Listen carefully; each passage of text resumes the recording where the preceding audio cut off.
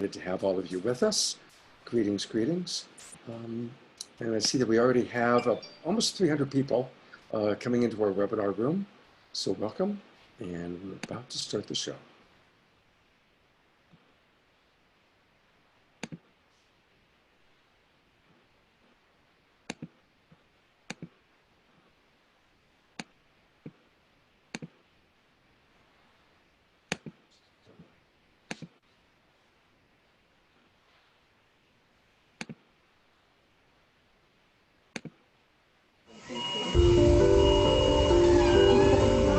As we look at these images, as we think about the extraordinary time in this world,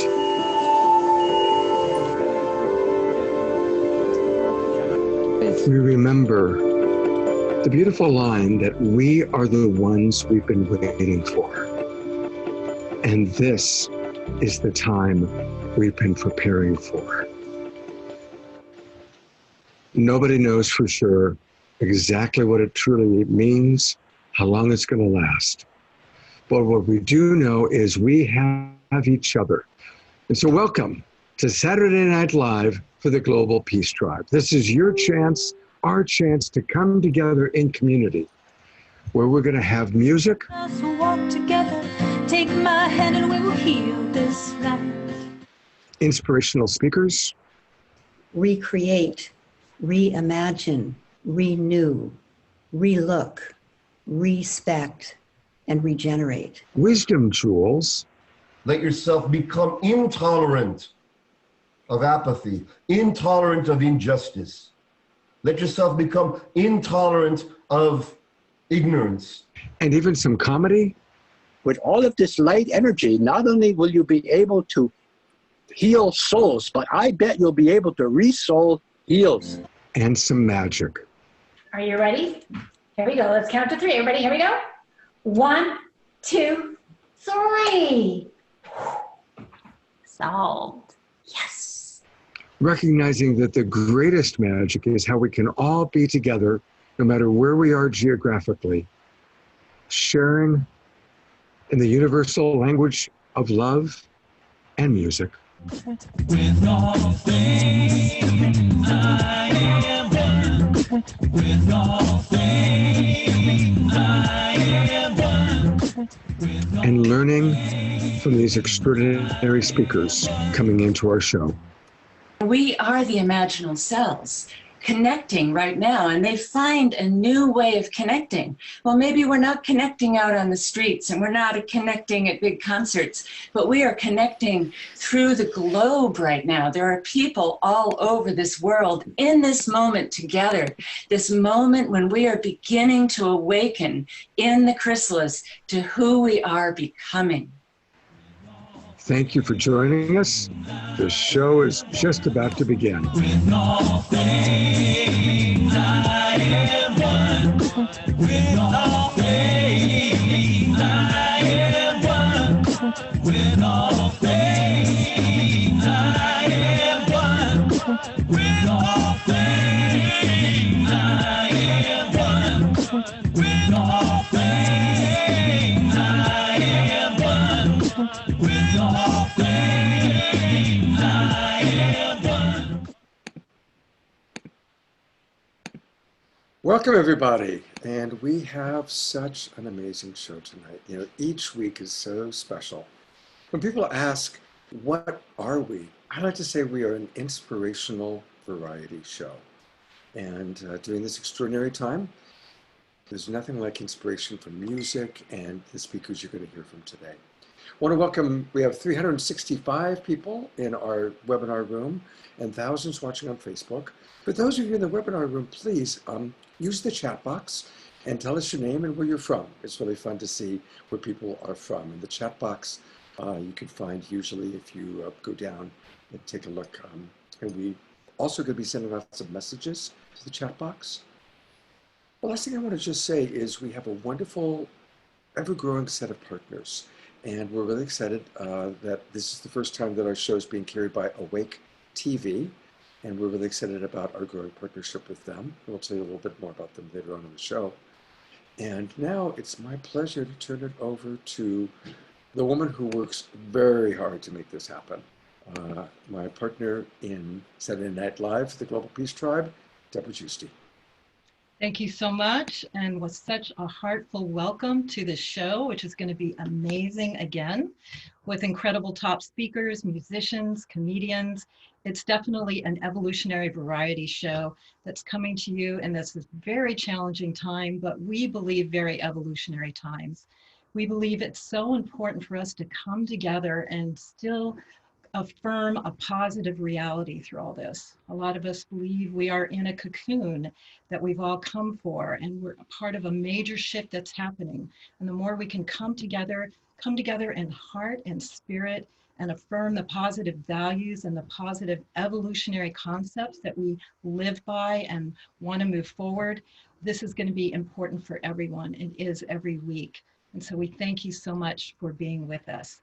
And this is our 7th show that we've done, and it's gone to the next level every single time. And this week we're so proud to have as sacred activists, because our theme is sacred activism, follow your heart. We're going to have Marianne Williamson. We're having Andrew Harvey, who coined the phrase sacred activism, John Robinson, who began very early on in his career, Nina Simons of Bioneers, founder of Bioneers, and some incredible musicians, Larissa Stowe, Matthew Human, and Sasha Rose, who are all sacred activists, as well as comedians, Alicia Dotner and Reina Satori, and many other people who are all wisdom keepers who are going to share their wisdom jewels with you tonight. And when we say sacred activism, follow your heart, we're not just talking about these amazing people that are on the show right now. We're talking about you. We're talking about me. We're talking about everyone. This is really the time to step up, if any other time on the planet. And sacred activism is that divine mission passion that's in your heart, that you feel you're meant to do. And it can be anything that Spirit calls you to do, whether it's creating an emergency preparedness meeting in your neighborhood, or maybe it's just helping a homeless person, or maybe someone down the street that really needs help, or maybe it's just raising your children to be incredible leaders in the world. What we really feel is Spirit is calling us now. And as we're in this incubation period, in this cocoon, as we're really going within and finding out what we're meant to do and what we're meant to manifest in this next reality, sacred activism is a really key part to moving the world forward in a whole new way. And we have an amazing show coming up next week. We're going to do one more show, then we're going to take a breath and go forward and hopefully come back and do a whole new series. Next week, we're going to have Carolyn Mace. We're going to have Marcy Schmeinoff and JJ Hurtak. We're going to have the amazing Kirtan musician, Wah. We're going to have Elijah Ray back. We'll have some of our favorites back. But please come around for that next show that we're going to have next week. And we invite you to connect with friends. We're going to put links in the chat room on how you can still invite them to Zoom. And please feel free to chat in the Zoom room.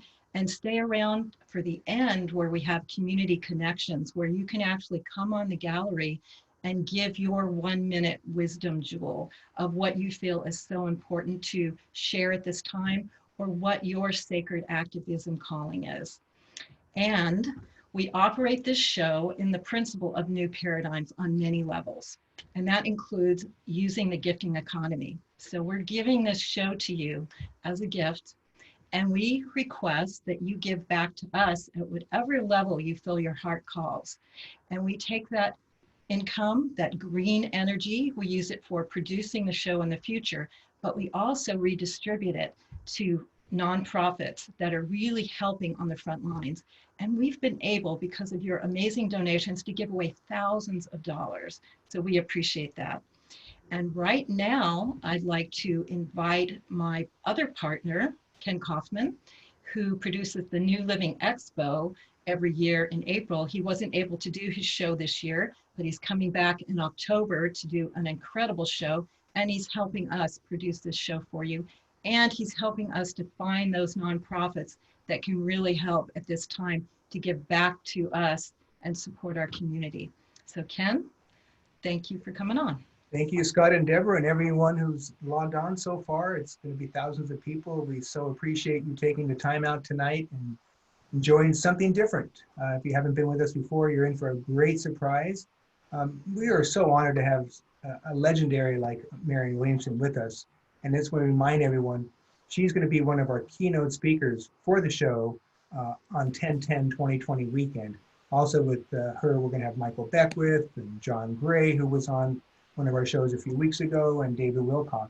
Just going to be a great lineup. And if you want to get, just for this month's special, a 20% discount on tickets, you just put in NLE20 in our Eventbrite link on our ticket page, and you'll get 20% off any ticket of any kind throughout the end of this month. And my share about activism is that I'm thinking that every healthcare worker on the front line is in their own right a healthcare worker. I mean, in an activist, because they're taking their risk of their lives like activists do, and they're just making such a great, I mean, they're saving lots of lives and doing some great work. So that's my part, and we'll be back to talk about more nonprofits later on. Thank you. All right. Thank you, Ken. All right, so let's get the show going. And we always like to start with music. And I'm really excited about who we have with us. We have Larissa Stowe and a couple of her friends with her. Welcome. Hello. Hello, Scott. Hello, everyone. We're so grateful to be here with you and to be part of this show that's about sacred activism. And for me, sacred activism means that we are for something that we care about, that it's about love, and it's about really standing up for what we passionately care about in life, rather than being against something. So it's about raising our vibration and reaching out our hands and sharing our hearts.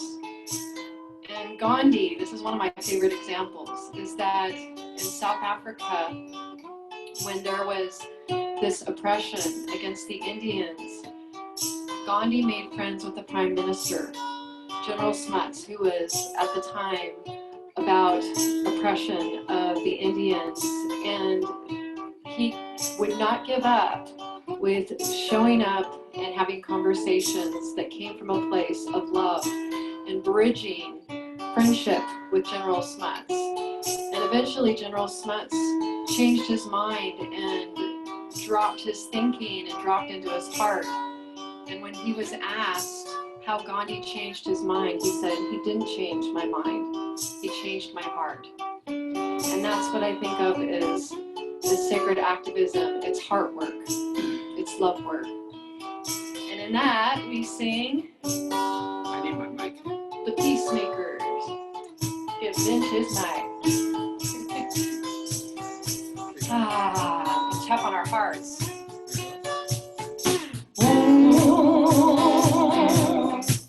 Yeah, yeah.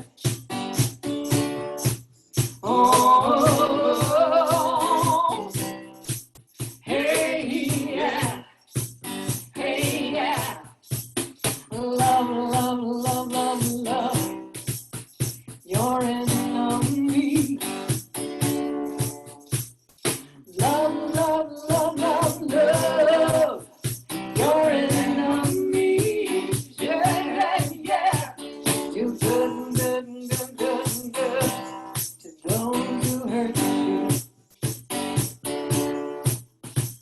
Do good, good, good, good, good to those who hurt you. Yeah, yeah, yeah,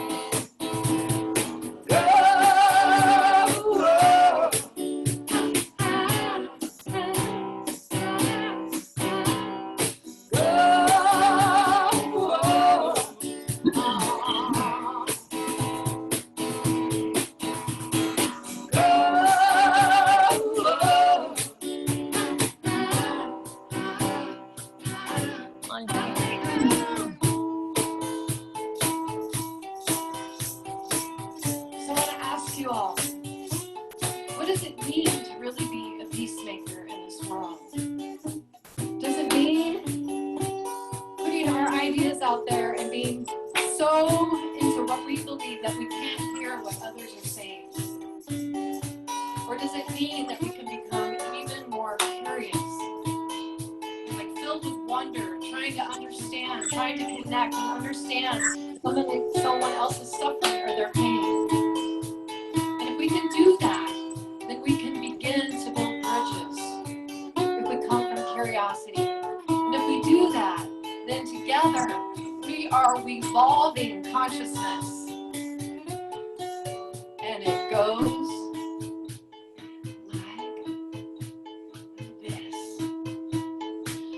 love, love, love, love, till there is no end of me. Yeah, yeah, yeah.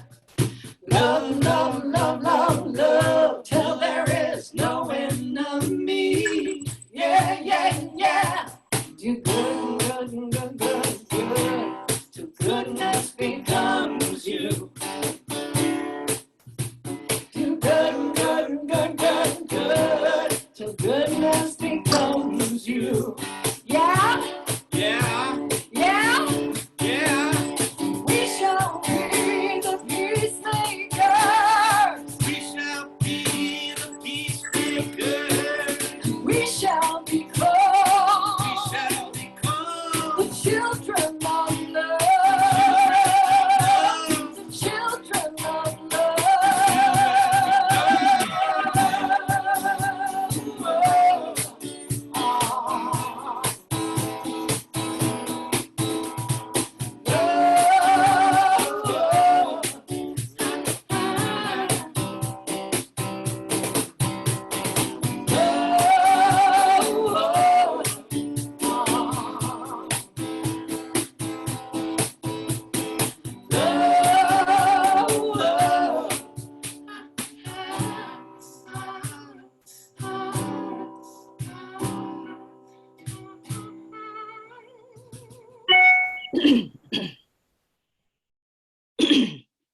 Wow. Absolutely wow. Thank you so much. That was just a perfect way to get started. We're going to hear more from Larissa and Benji and her drummer. Well, Christo. We're going to hear more from them a little bit later on in the show. I'm going to turn it over to Kenny and Deborah are going to introduce our featured speaker tonight. Thank you. And Marianne, I just want to tell you, thank you for joining us tonight. You've been on a wish list for many months that we've been doing this. So, well, I'm honored to be here. Thank you for having me. Well, it's just a great honor. And I'm going to just turn it over to Deborah and let you do a formal introduction for you. Thank you. Thank you. Wow. Wow. There was so much to say to honor this very special woman who epitomizes sacred activism. For 10 decades, she has been known as a spiritual thought leader, best-selling author, political activist, but she is truly someone that has put her passion into action. And just a few things that Marianne has done. She has founded in 1989 the Project Angel Food, where she has delivered more than 12 million meals to ill and dying homebound patients around the world. She co-founded in 2004 the Peace Alliance that supports a creation of the U.S. Department of Peace. And if that wasn't enough, she took deep action and went into politics. Not only did she run for Congress in 2014, she went deep into the trenches and ran for president, if you can imagine what that journey was like. And she did that because she knew there is extreme dysfunction in the core of our politics, in the core of our government. And she became our voice to point out what's needed in terms of holistic politics, that you just can't fix one thing here and one thing there. It's a whole systems, which we know in our holistic healing and our spirituality and everything we've been in.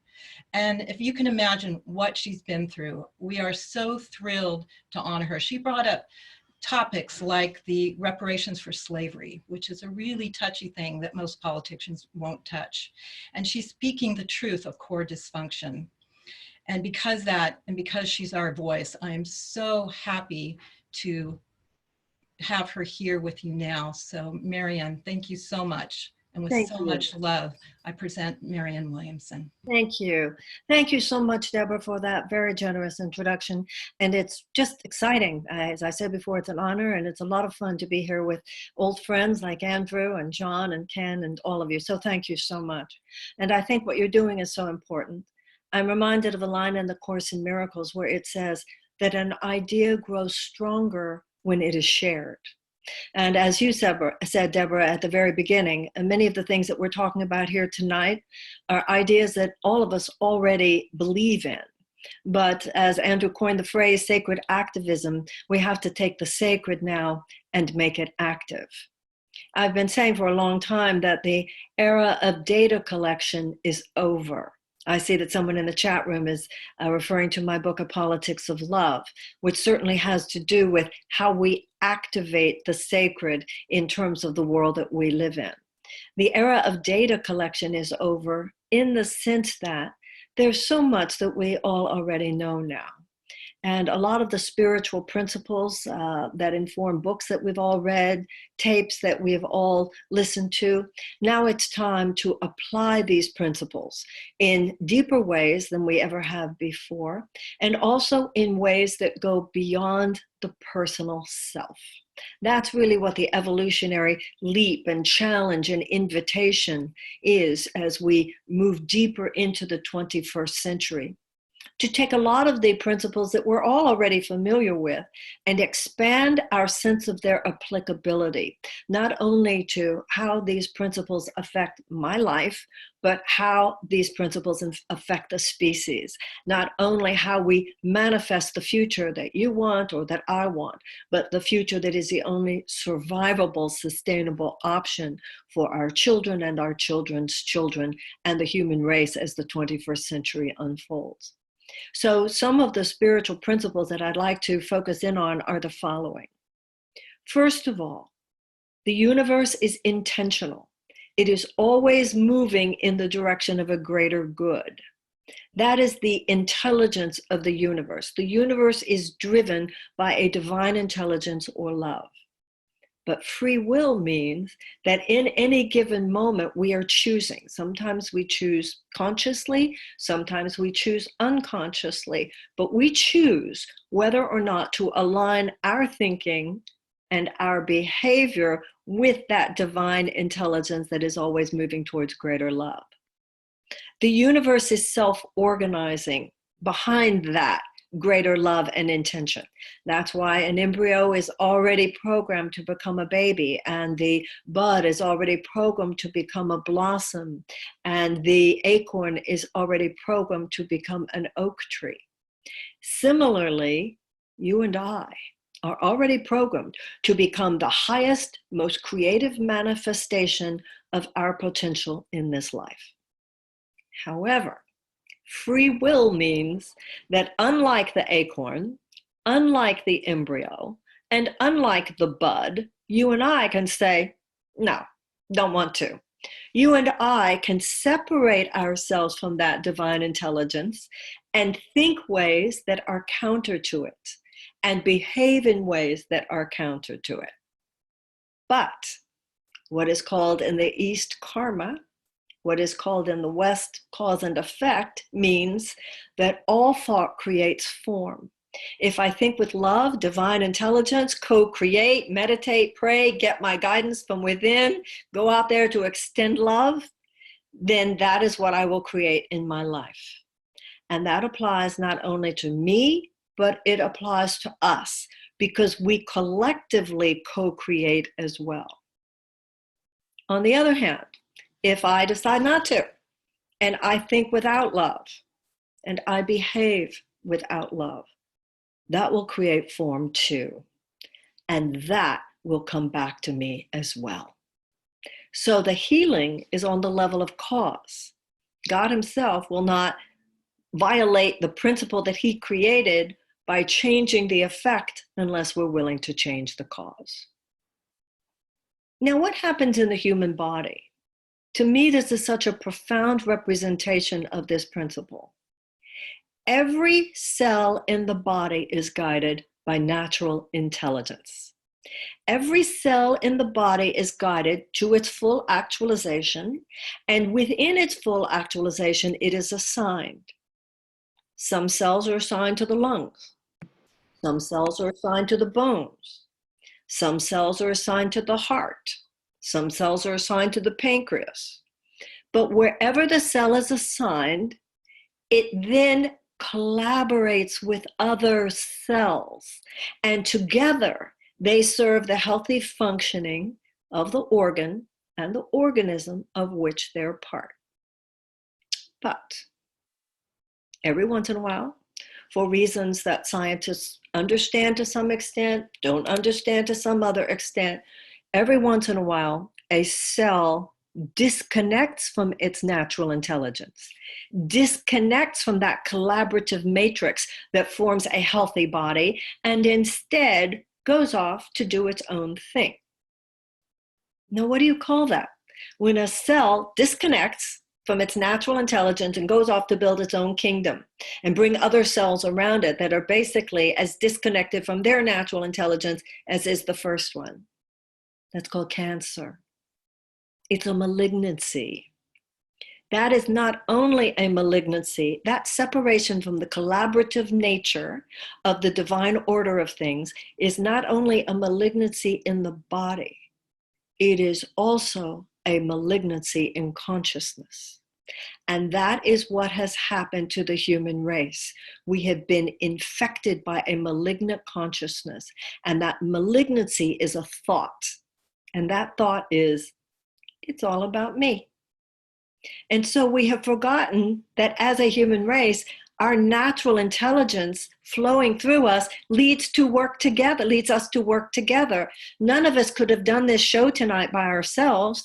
It's the collaboration that makes this show what it can be, not only in terms of Deborah and Scott and all those who produced it, but also in terms of all those coming together to listen and to participate.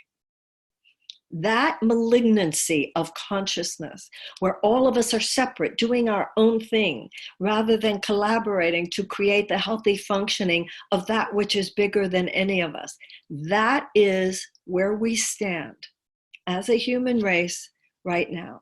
And that is our decision, which must be made. Everything that is happening right now with this pandemic, we don't know if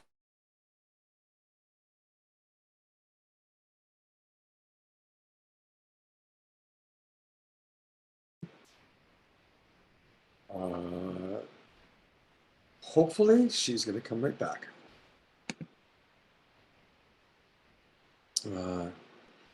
One of the things that we never quite know is going to happen is when there's going to be a technical issue. And so it appears that where Marianne is or was, she just got knocked off. But hopefully she's going to come right back. And what I think we'll do is, while we wait for Marianne to come back, I'm going to turn it over to our first wisdom jewel, Trustvo, who does wonderful, wonderful work. And we're going to learn from so many of our people that are amazing, doing great work in the community, many of which we support. And I'm going to put the spotlight on you, Trustvo, a little bit early. Hope you don't mind. But would love for you to adjust your camera so we can see more of you and less of the ceiling. Thank you. Yeah. And tell us all about what you do, because it's great work. Yeah, actually, this weekend is the 18th anniversary of Daily Acts Organization's first sustainability program. And taking a sacred, reverence-centered approach to activism is definitely what has sustained me and our staff through all the years, and especially in a stormy world that seems to keep on getting stormier. And so a couple things that we do is really frequently recenter on our core values and our core operating principles. And there's 3 core values, and it's reverence, ripples, and relationships. And so for us, I've just consistently, it all starts with our heart as the operating principle, and returning again and again and again through the heartbreak, through the challenge, through the difficulty, just returning to our heart. Ripples is reclaiming the only power we have, and that's of our daily actions and how they ripple to live and share our inspiration, and to recognize that we can transform ourselves, our homes, our gardens, our neighborhoods, even local policy and beyond, by reclaiming the power of our individual and collective daily actions. And then the third is relationships. The operating principle is nurture community, because that's how nature sustains the web of life, is by creating and nurturing community. And so we've recently started a Be the Change campaign, which you could go to dailyx.org if you want to be a part of or get resources. And there's 4 parts to the campaign. The first one is around gardening. So right now, getting your hands in the soil, because you could literally change the world in a garden. And then the second one is going to be around personal ecology and self-care, very much the sacred activism tonight. And the third and fourth areas are around conserving resources and getting civically engaged, because we really have to start with our heart, reclaim our power, and build the public and political will for transformative change. And so, I'll just close briefly with some words from Clarissa Pinkolay's Estes that I found about 18 years ago when I started Daily X. And she said, ours is not the task to change the entire world at once, but to stretch out and mend the part that is within our reach. Because when we find and share our light, something that affect, and we inspire others to do the same, that's how we catch light in ourselves and help other people catch light too. And that's how we could affect positive change in a stormy world. So thank you all so much. It's great to be here. Thank you very much. And I'm actually going to put up a slide real quick that shows a little bit. And Trathan, tell us about these steps and how people can be more involved in Daily X. Sure, we have a lot of resources right now around growing gardens, from a windowsill to a balcony to a permaculture food forest that's sequestering carbon and growing food, medicine, and wonder. And that's where, getting your hands in the soil and embodying our values and reconnecting to nature and community at a basic level. And then true to tonight, of the self-care and personal ecology practices, like they say on a plane, you have to put your own oxygen mask on first. And so appreciating the show and just that reminder, and there's a lot of tools and practices people could do to sustain in the work. And then from there, we move out into saving resources and building civic engagement, getting involved in climate policy and all that good stuff. Beautiful. Thank you so much. And I love the word grace. Yogananda taught the greatest prayer is maximum grace. And Marianne Williamson reminds us of everyday grace. This is actually one of my favorite books that she's written. And in an act of everyday grace, Marianne is back with us. So welcome back, Marianne. Thank you. I am so sorry that I dropped off. But anyway, thank you so much for giving me the opportunity to conclude. What I was saying when I froze or dropped, whatever that was about the pandemic and this period that we're in. We don't know exactly where the virus came from, but whether it came from a lab or whether it came from a wet market, it came from a place in consciousness which had to do with a lack of reverence, either reverence for the planet, reverence for people, or whether reverence for animals. One of those was missing. We do not have a reverent economic system. We do not have a reverent healthcare system. We do not have a reverent political system.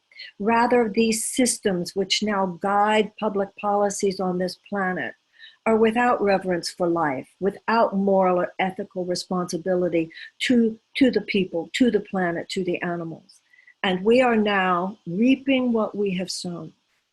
And so the universe is not only self-organizing in all the ways that I said before, it's also self-correcting. The body has an immune system.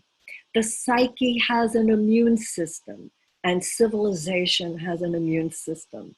And you and I are the immune cells.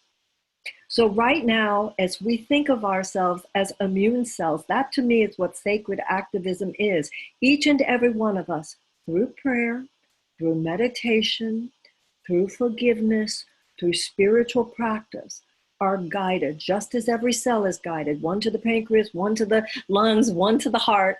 You and I are guided. Some of us will be guided to gardening that we just heard about. Some of us are guided to the music, to be a musician, as we just heard. Some are guided to be cells in education. Some in business. Some in spirituality, and politics is our collective assignment. As we now work together, because no amount of personal charity, no amount of personal action is going to be enough to turn this ship around. We're going to have to collaborate now. And that's all that politics is.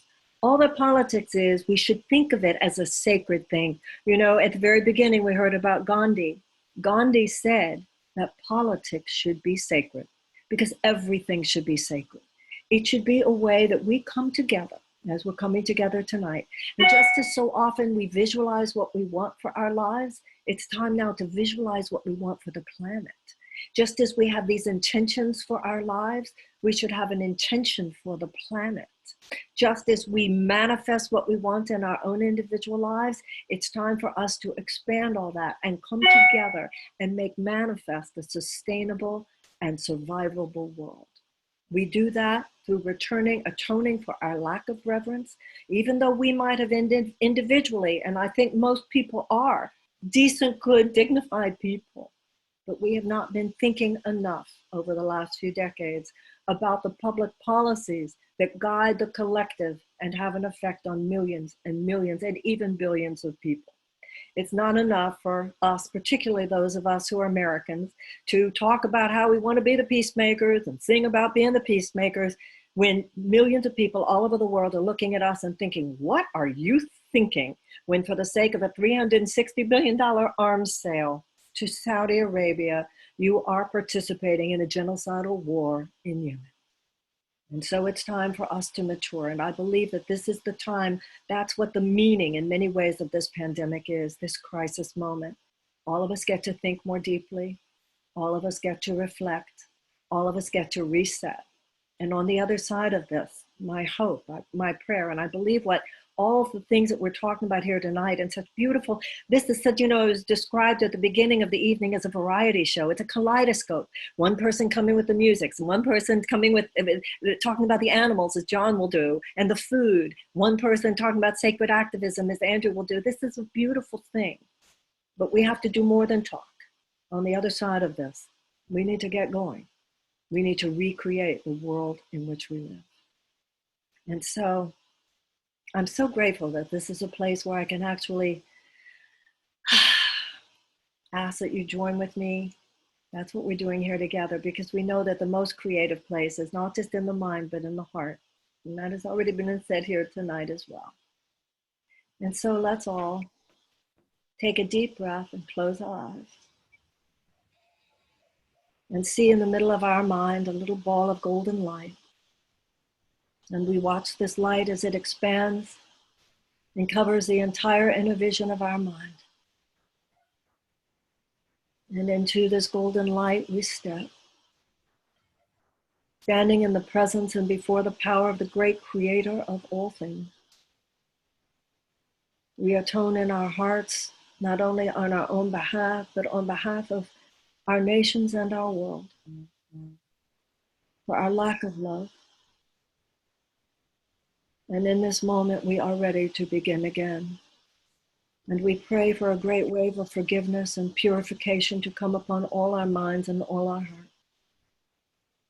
As we now gaze into a different and possible future in which all are fed, all are nurtured, and all are loved. And we dedicate ourselves to that vision, to that possibility, to that reality. We pray to be used in our own ways assigned, that our hands, our feet, our steps, our actions, our thoughts, all that we have and all that we are might be used for a great rebirth. It is for this that we were born. It is for this and to this that we dedicate the rest of our lives. And so it is. Amen. Thank you so much. It was an honor to be with you. Thank you. Thank you so much, Marianne. Much love to you. God bless you. So many comments coming in. People just so inspired. Thank you. Thank you. Thank you very much. We, as we saw, we want to present her everyday challenge. That's right. Got that PDF? Yeah, I've got it right here. Thanks for reminding me. Yeah, Marianne is still on it, sharing so much with the world. She's going to start a free 21-day challenge, and these are daily exercises, 4 downloadable meditations, 2 live Zoom calls with Marianne, and a private online forum for other participants in the challenge. And you'll learn how to integrate key spiritual principles into your daily life so they become just beautiful abstractions, but really tools for actually transforming our lives. And as Marianne said, this is a wonderful show, but it's not just about talk or being inspired. It's about action. And Marianne's also going to put on another show that we're going to promote thoroughly through my Deborah Recommends and Harmony Connects towards the end of the month. So we really want to support her in continuing her work because she's amazing. And thank you so much, Marianne, for that incredible transmission and spiritual activation that you shared with us. Thank you. We are going to see if Matthew Hunan is able to get his internet working. We're excited about having Matthew as a musician with us. So Matthew, if you can hear me, could you please turn on your camera and let us know if your internet is working well? Because we did a sound check prior and he was having a little bit of an internet challenge. So, all right, you know what? In the flow of things, Sasha Rose, if you can hear me, I'm going to ask if we could switch over and have you play your first song. And hopefully we'll hear later from Matthew and he'll be okay. So we're going to kind of mix it up a little bit. And I hope you don't mind. Yeah, thank you, Sasha. Yes, keep it fresh. So Absolutely. I wanted to just speak to sacred activism from my heart as far as what it is for me. It's very much a day-to-day, just the feeling of service, the feeling of what we do that gives us the most joy, and following our heart, following our bliss, following our path. And for me, it's music. And now I also have a baby girl, so my sacred activism is very much geared towards creating a beautiful place for her to live and be, and hopefully we have utopia for many, many, many generations to come. So excuse me, this song is called Time to Speak, and I hope you enjoy.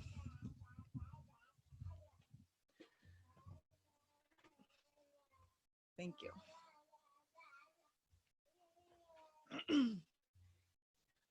'Cause it's time to speak for one. It's time to speak for all. It is time to rally around the people who be hearing the call. It is time to speak for one. It's time to speak for all. It is time to rally around the people who be hearing the call. 'Cause we live amongst a pool of what our choices have ingrained. It's only us that keeps us down when our mind becomes enslaved by the thoughts that do not serve a heart that's destined to be true. I keep my thoughts on positivity no matter what I do. It's time to speak for one. It's time to speak for all. It is time to rally around the people who be hearing the call. It is time to speak for one. Time to speak for all. It is time to rally around the people who be hearing the call. So raise your voice to the heavens. Raise your voice to the sky. Raise your voice for the people who still have a heart to try. Raise your voice to the heavens. Raise your voice to the sky. Raise your voice for the people who still have a heart to try.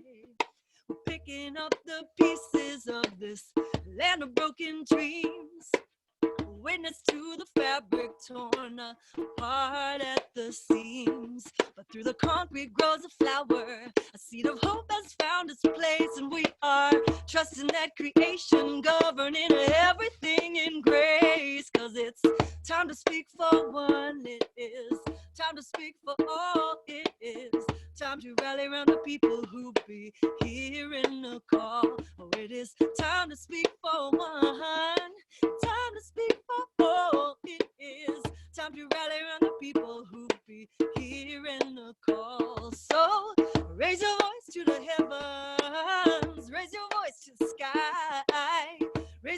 for the people who still have a heart to try.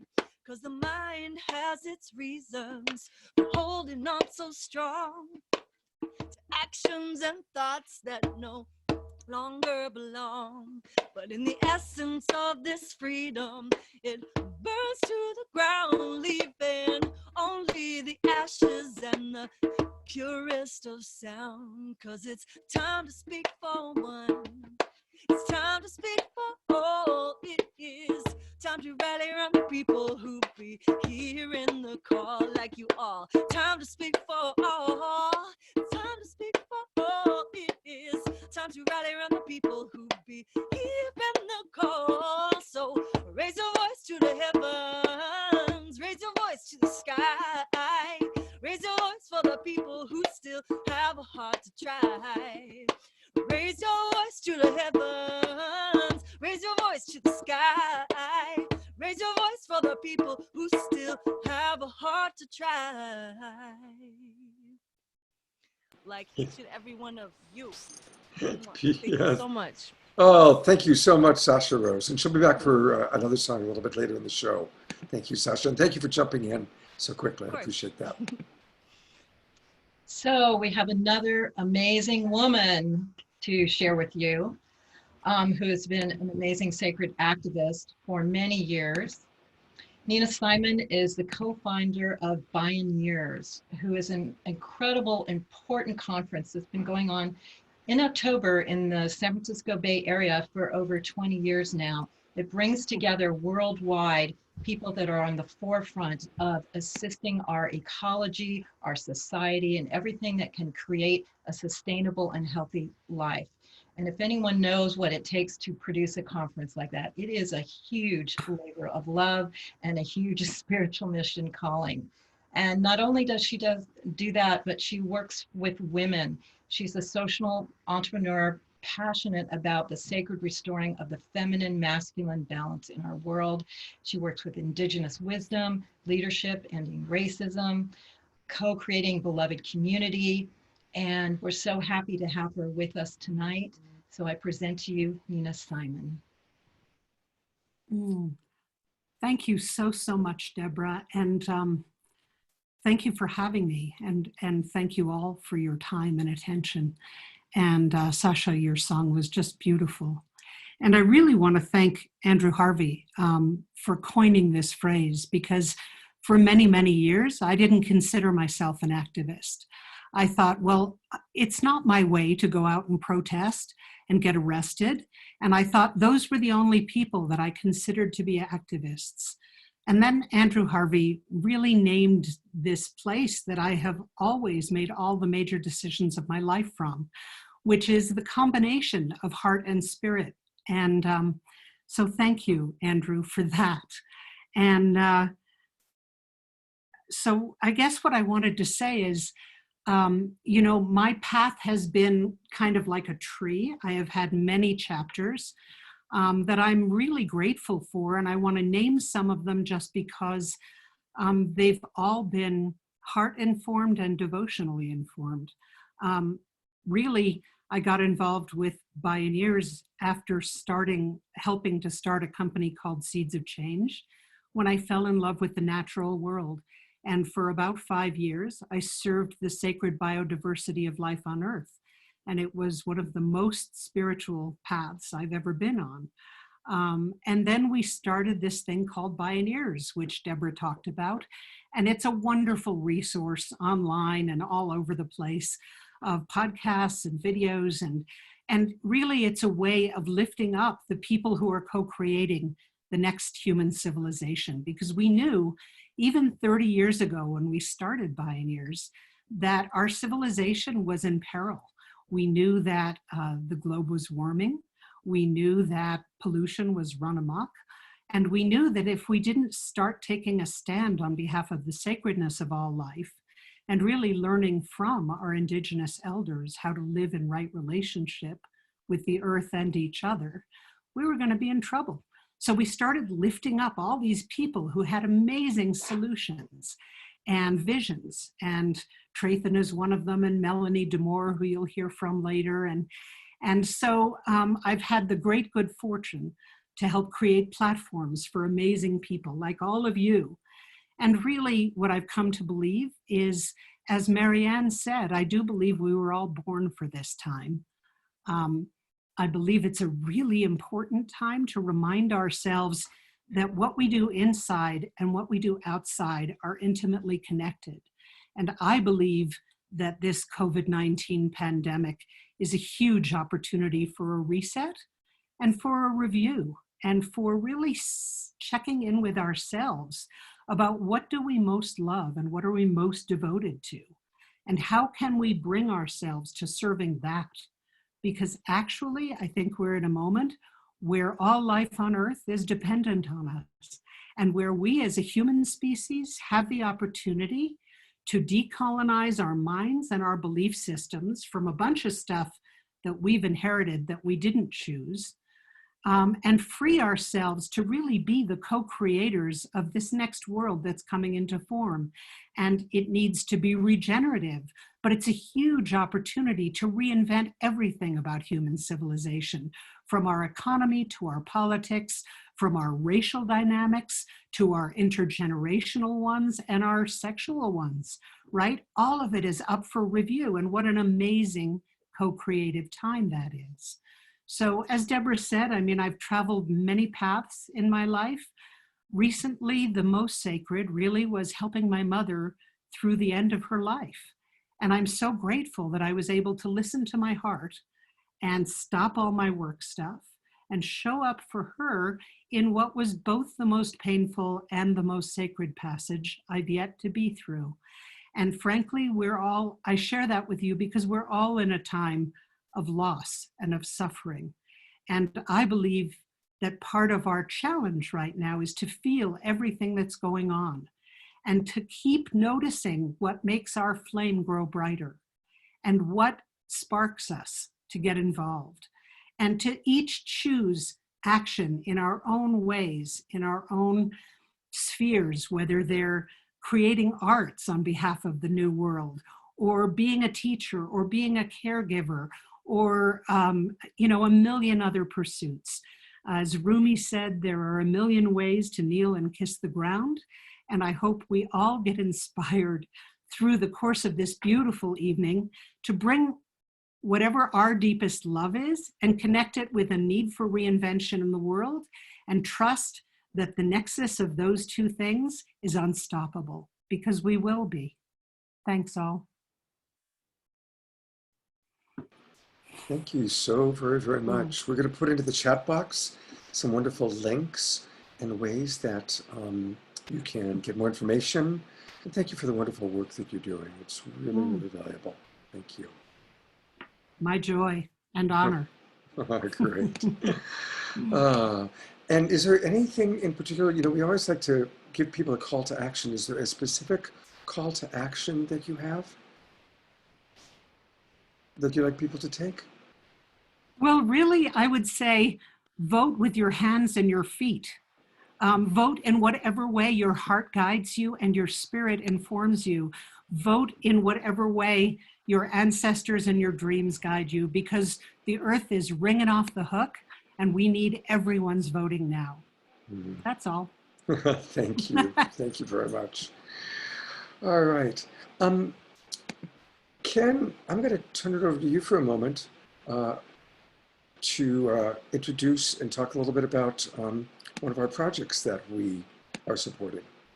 Well, this week we have Sonoma Food Runners. Their mission is to alleviate hunger, prevent food waste, and basically build community.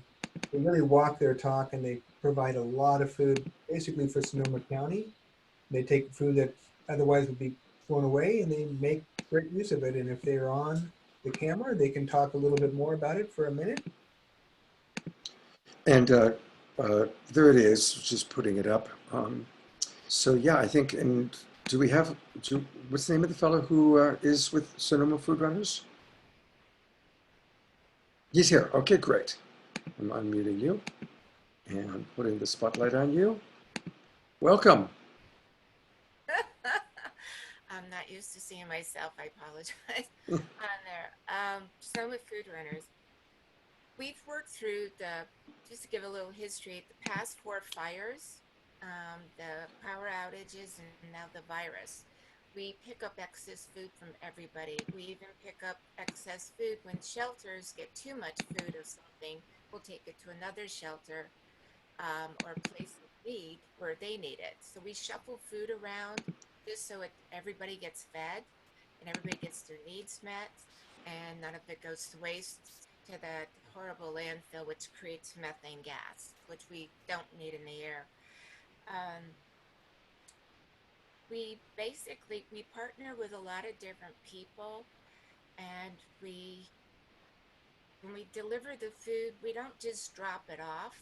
We let people choose what they want. Now it's a little bit different because we have that 6-foot rule, and we stand back and they choose what they want with the food.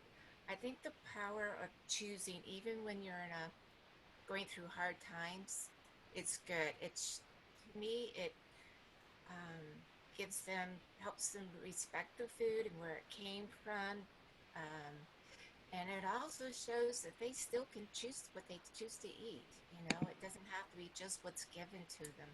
They can actually still have that choice from there. Trying to think of what I wrote before, so I apologize. From there. Ken, do you still have that, what I wrote?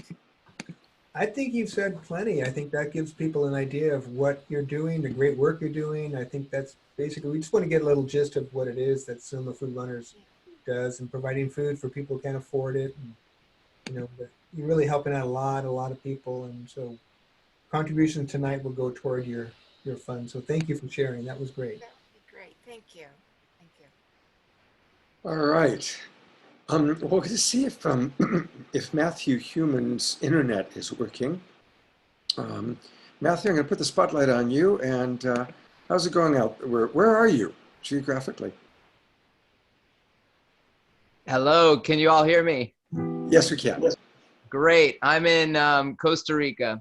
So Thank you so much for having me. I was gonna say I'm in the jungle, like way out in the middle of nowhere. I was an activist for I don't know, sometimes on the front lines for some years around issues like cannabis, and then I got very strong into hemp legalization and genetic GMO labeling was a big one. And I realized that, I felt like the best thing that I could do for the earth, I was doing the best I could, and I still wasn't happy. I was just stressed out. So one of the most important things I think we can do is be an example of how to live simply on the land and how to be more simple as humans. And so I moved out here 11 years ago to grow food and to live off the grid and to be in a small community where I walk to my neighbors. So I do these concerts from my house here on a 3G network. But really what I also love to be doing is concerts for my neighbors. So I would love to have you all join me down here. If you're interested, you can reach out to me. But I thought I would maybe do this song to start off and just remind us all that we can always just stop no matter what's going on and take a deep breath. And this is a breathe along.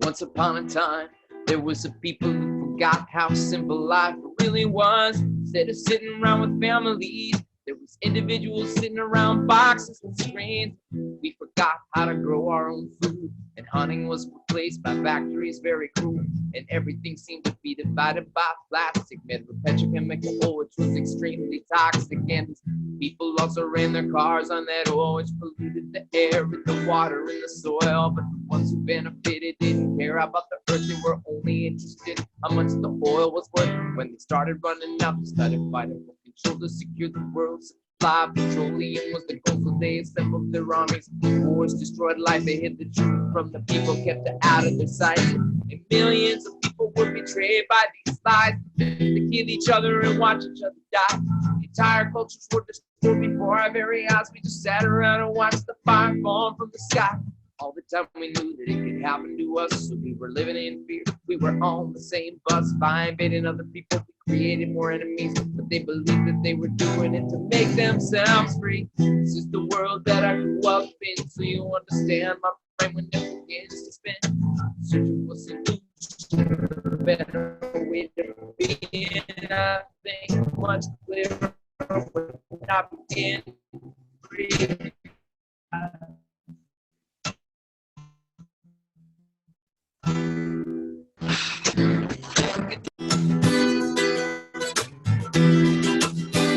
It's every way. Heal my spirit, heal my body, heal my soul. I know who I am, consciousness spinning through sacred air, through sacred air.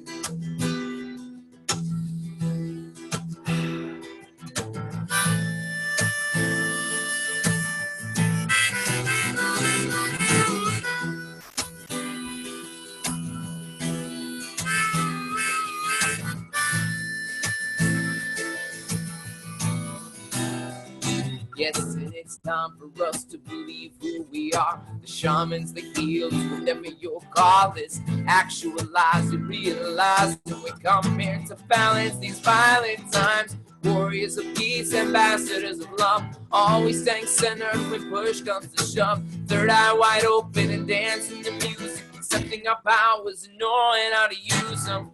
Coming together, we circle the globe, seeing the oneness, our chakras aglow. Our vibrations what we want it to be. Keep it high and we'll know how it feels to be free. All we gotta do to understand these ways is breathe real deep and enjoy each day. Work selflessly with others and we'll all survive together. Tomorrow is now and there's beautiful weather, so breathe. Breathe in the air. Take a deep breath.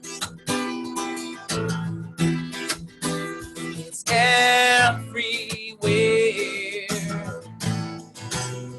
Heal our spirits, heal our bodies, heal our souls. Oh, I know who I am. Consciousness spinning through sacred air. Through sacred air. Through sacred air. Respirar. Respirar el aire.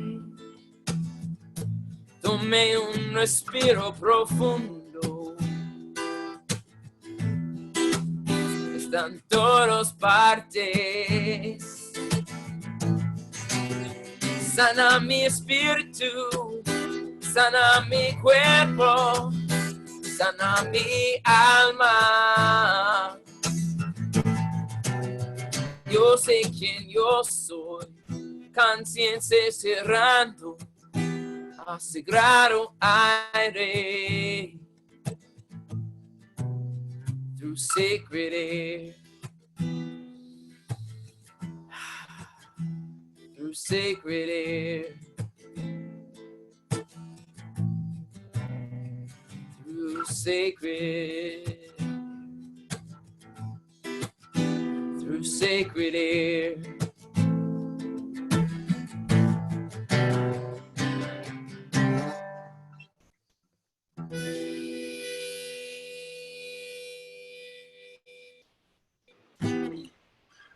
Oh, thank you so much. Thank you. And all the way from Costa Rica, We had a brief little internet glitch, but then maximum grace and it came all the way through. So we're grateful for that. Thank you so much. Yeah, thank you. All right. Well, we have another wisdom jewel, and this is with actually a friend of mine who I have tremendous admiration for. You are looking at Veronica Monet. And Veronica is an activist in many ways. She's been doing the good fight, the good work for a long, long time. She's an internationally acclaimed sexual and spiritual empowerment change agent. I love that term. We are change agents, aren't we? She's been on CNN, Fox, Politically Incorrect, Yale, Stanford, UC Berkeley, are all places where she has spoken. And so she's really quite special. Because there was an internet glitch.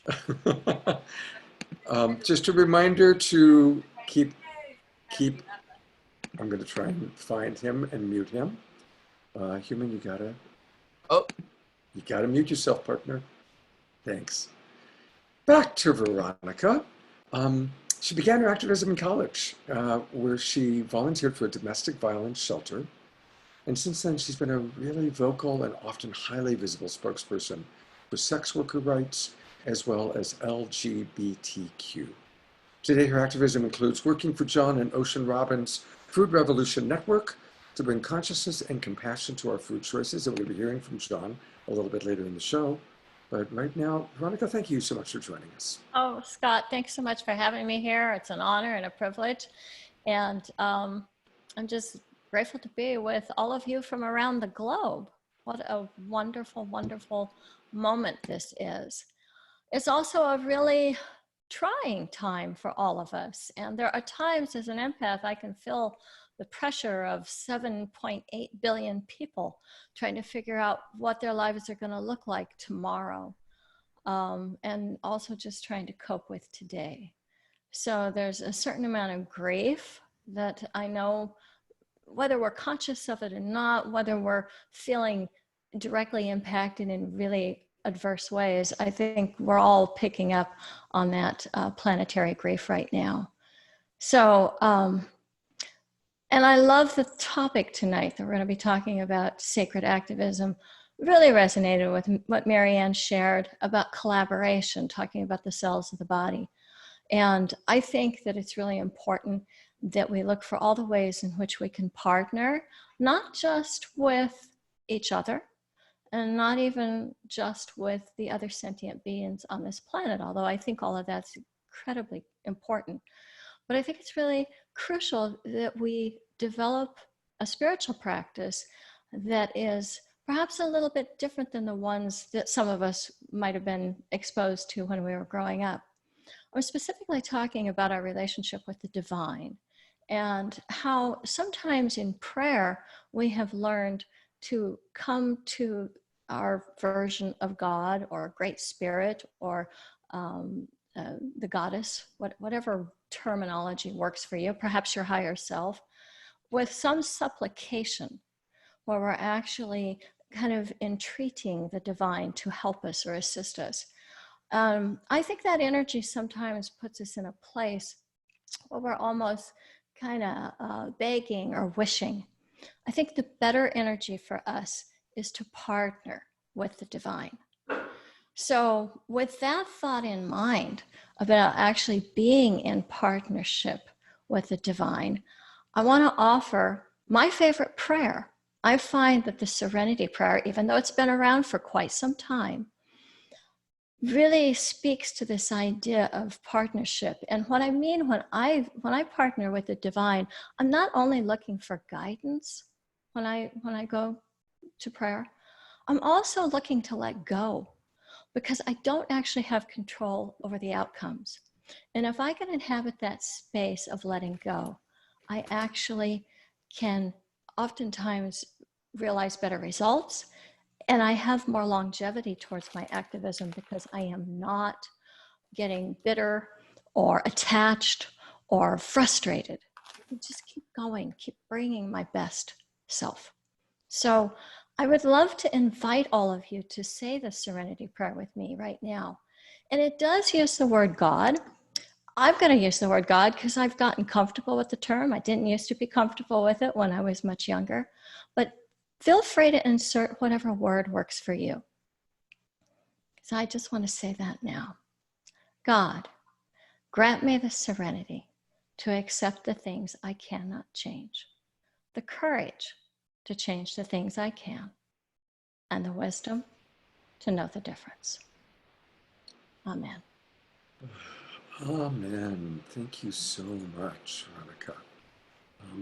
Veronica has a lot of wonderful offerings, and you can find out more about her by going to her website, theshamefreezone.com, www.theshamefreezone.com. Also, I did an entire hour interview with her about a month ago, 6 weeks ago, maybe it was. And you can find that in the Love Coach Academy videos. So thank you so much, Veronica. Really wonderful to have you with us.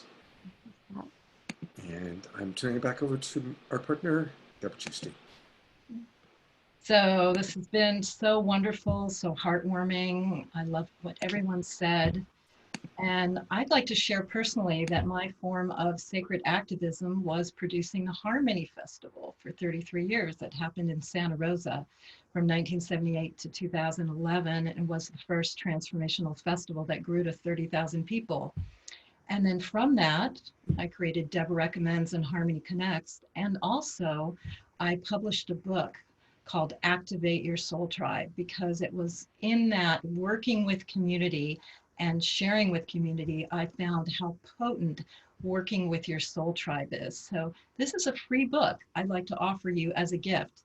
It's an ebook, and you can sign up with Activate Your Soul Tribe, and it will share with you how we incarnate in soul groups that all have common missions and passions, and they're meant to work together and come together. And I would say this is a very large global peace tribe soul group.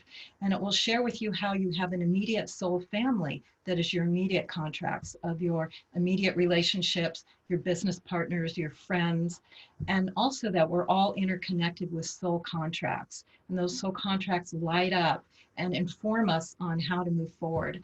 And when you're really super conscious of that, you have more autonomy of manifesting and attracting your soul family and having more empowered relationships. So I'm inviting you to check out the book. I'll put the link in the chat room as well. And it's also going to be on Amazon in June as a print book, if you like the old-fashioned print book way. But it's there for you to show how you can have much more empowered lives, thriving communities, and really attract your soul tribe to co-collaborate and mega manifest together, which is so important in these times, because this is what we're all doing now. And I'm here to introduce our next wisdom jewel. And this is one of the most important roles, I would say, as a sacred activist. Maybe one that isn't recognized so much, but this woman, Sarah Paul, she has her sacred activism where she's been an entertainer, an organic food aficionado, an activist in all that way. But one of her most primary roles is being a mother. And isn't that the most important thing?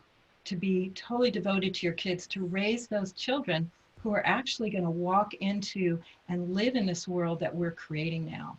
So I'd like to turn it over to Sarah Paul, who does 5 carats, and let her share with her wisdom jewel. Thank you.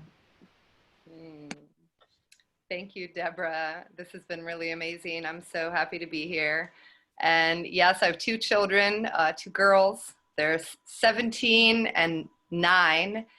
And I came to I'm in Los Angeles. I came here because I was inspired by conscious media and movies. And I came here to make an impact in the global media world. And I still am doing some work in that area. We supply organic foods, plant-based foods to movie sets.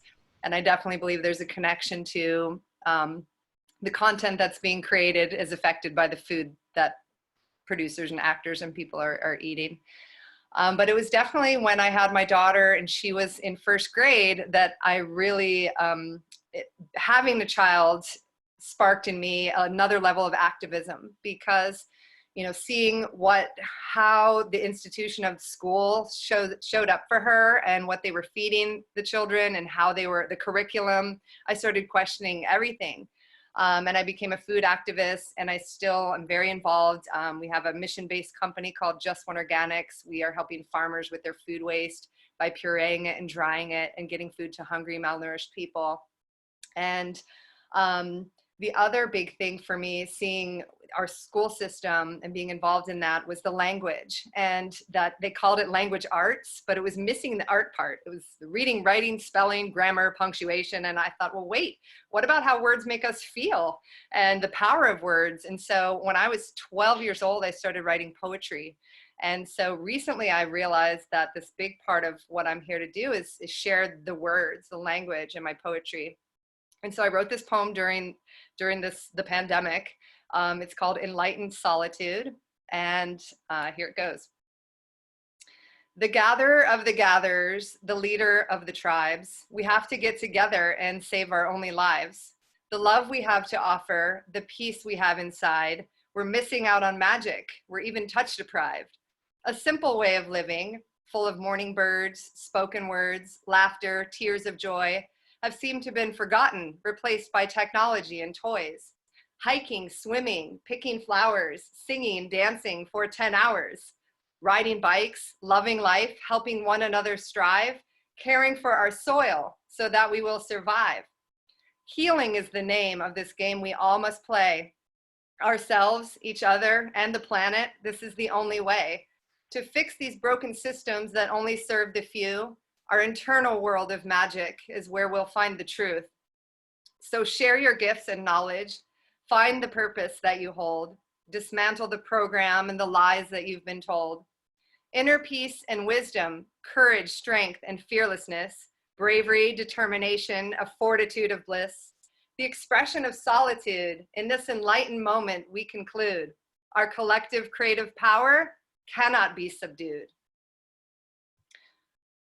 So I have an Instagram I just launched. It's called Words for the World, and I'll post it in the chat. You can check out a lot more of my poetry, and it's really sacred. It's just been coming through me for a long time, and I'm just now starting to share it. And it's the simplest form of myself and my activism, and I can be out there doing all these things in food justice, but this is what is in the simplest form coming through me are the words. So Words for the World, check it out, and thank you all for your the work that you're doing. Thank you so much, Sarah. Thank you, it was beautiful. And yes, blessings to all parents, maximum grace for parents. I've always been fascinated with the universality of religions and faiths, and was very influenced by Paramahansa Yogananda and how he brought different faiths together. And quite a while ago, somebody gave me a wonderful book, A Walk with Four Guides. It was written by Andrew Harvey, and I didn't know who Andrew Harvey was yet. But it's a beautiful book where he talks about Krishna, the Buddha, Jesus, and Ramana Maharshi. And that began my love affair with the wisdom and the eloquence of Andrew Harvey. And this whole show came around because I love this book. It's called The Hope. It's a guide to sacred activism, and I keep it by my nightstand, and it inspires me. And so when we were thinking about themes, I looked at the book, I said, we've got to do sacred activism, but only if we can get Andrew Harvey. And oh my gosh, I was so happy when Deborah told me that Andrew had agreed to be with us. You know, I'm not often starstruck, but Andrew, it's really, I'm noticing my heart is fluttering. A little bit more about Andrew. He's an internationally renowned religious scholar, writer, and teacher. He's written over 40 books, including The Hope, which I just showed you, Son of Man, Savage Grace.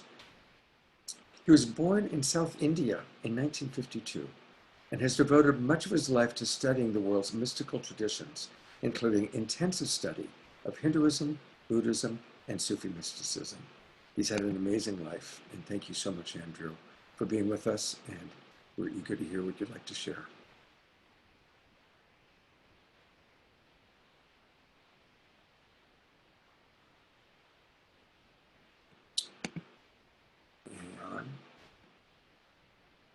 There we go. Okay, you're unmuted. I'm unmuted. Hello, everybody. I'm thrilled to be with you. I'm thrilled to be in the company of my great soul sister and beloved friend, Marianne, and my friend, Nina Simons, whose words were so clear and pure. And I'm thrilled to be in the company of such gifted musicians and poets, because as we all must now know, sacred inspiration is at the core of sacred activism.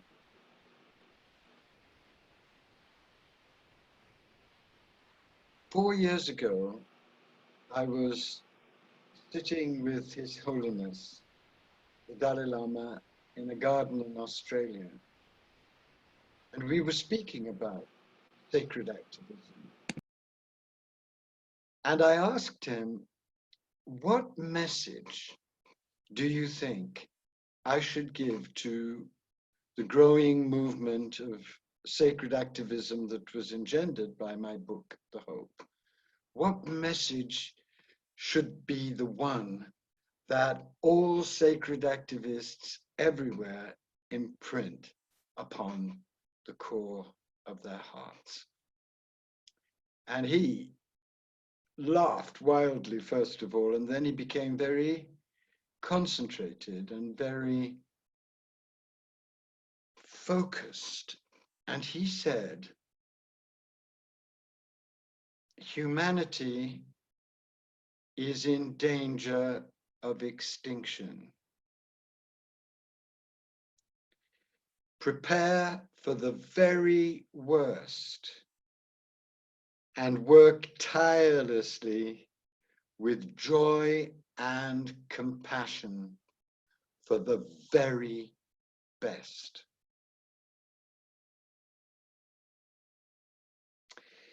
In the intermediary 4 years, we have had the major reviews from the United Nations that told us that if we don't solve the climate crisis within the next 10 years, we will be in free fall. We have had also the major report that came out last year that announced that 1 million species are now on the brink of extinction. We have had the election in this country of the most depraved, corrupt, and damaging administration, which has proved a complete disaster morally, spiritually, and in every other way. And we now have erupting globally the coronavirus pandemic that, for me and for many of us, announces the great event that we have all been expecting for a very long time. The great event that signals to all those with visionary eyes to see that we are now in a massive, comprehensive, global, dark night process, on the outcome of which depends the whole human future and the future of a great deal of the natural world.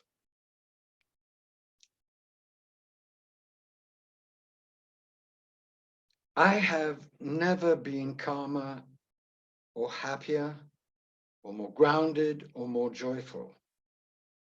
But my joy and my happiness does not depend in turning away from the exploding tragedy of our burning world. And the reason why it doesn't depend upon turning away or denying any of what's going on is that I know from my own inmost experience that the dark night is potentially not at all the end of humanity,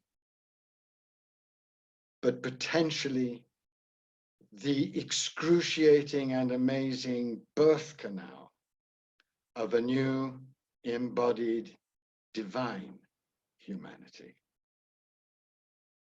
And I know this because I lived through a terrifying and horrifying and extreme dark night which lasted 10 years, out of which came the realization that created sacred activism and gave the world a map for sacred activism, which hundreds of thousands of sacred activists all over the world are now rejoicing in and adding to with their own wonderful creativity in thousands of gorgeous and glorious ways. So I know that our severest agony can prepare our greatest joy. The deepest chaos we go through can help us reach a far richer, wider, more inclusive order. And the near insane anxiety that any dark night produces can help us all do what all of us, I believe, must now do, which is to allow this burning in the world to burn away all our illusions and sentimentalities and follies and narcissisms, so that we can embrace with our full being, heart, mind, soul, and body, the great birthing force that the divine is offering us now in the time of our greatest dereliction and need, but also in the time of our most amazing possibility, the force of sacred activism. I define sacred activism in two ways, which I hope will be truly helpful and inspiring for you. The first is that when you bring together profound spirituality with wise action, you create a force in you and in the world that is stronger than either activism on its own or spirituality on its own.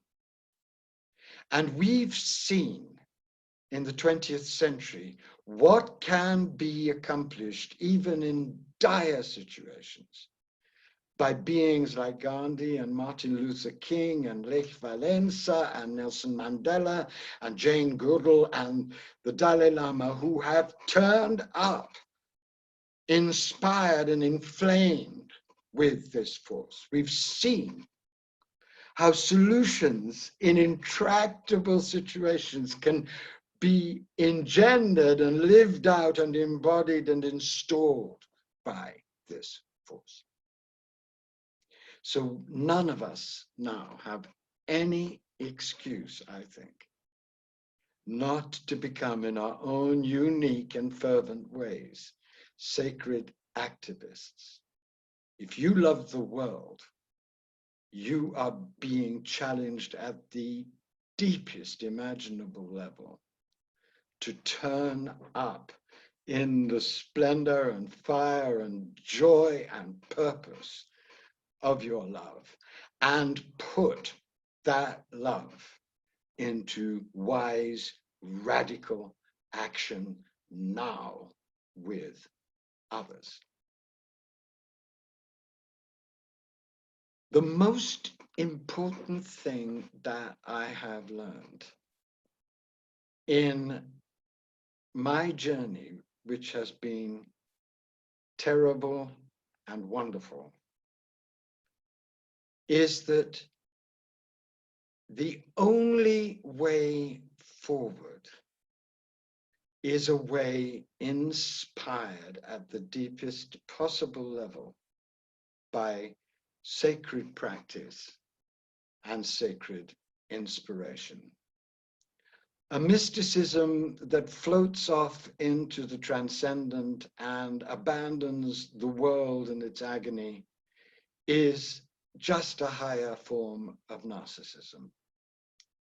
And an activism that isn't grounded in spirit will burn out, especially in the excruciating circumstances that you and I find ourselves in now, and which will get worse. Because don't kid yourself. The coronavirus is a terrible crisis. There will be a second wave. We won't be rid of this virus for a long time. There will be other pandemics. The bats have 1,400 varieties of coronavirus. And there are viruses that are lurking in the tundra, which will be released.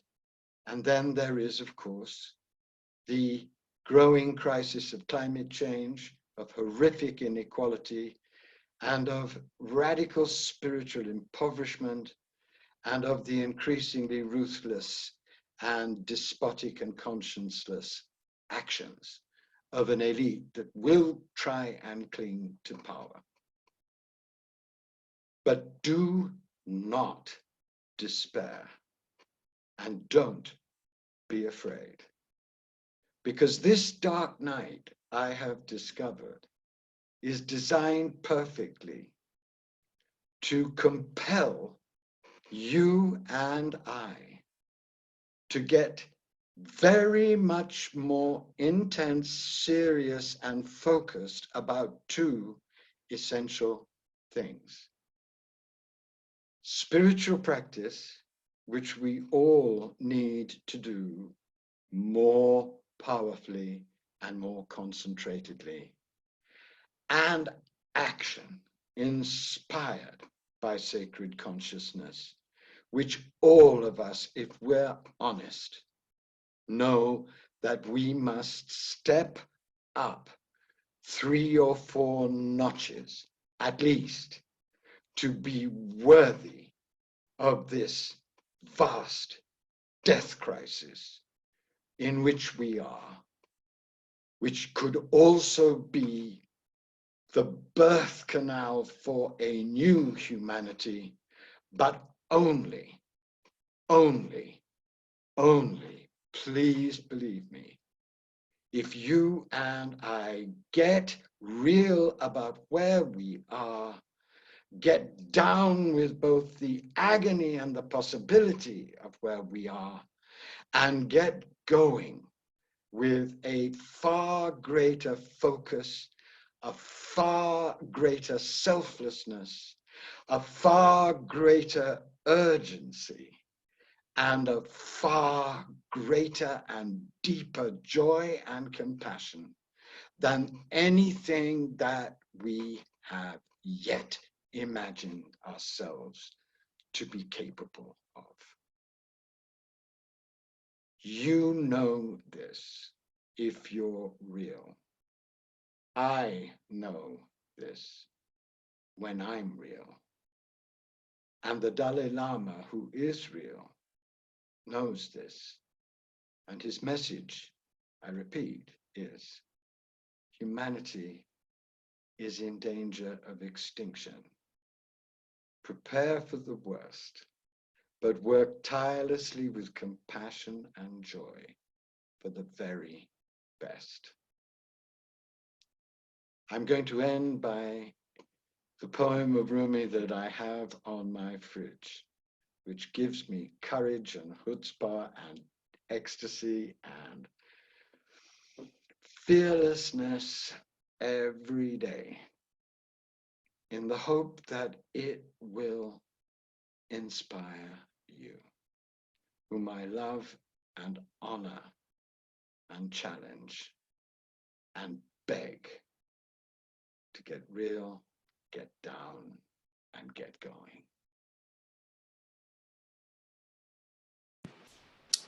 The greatness of my body can only become wine after the winemaker tramples me.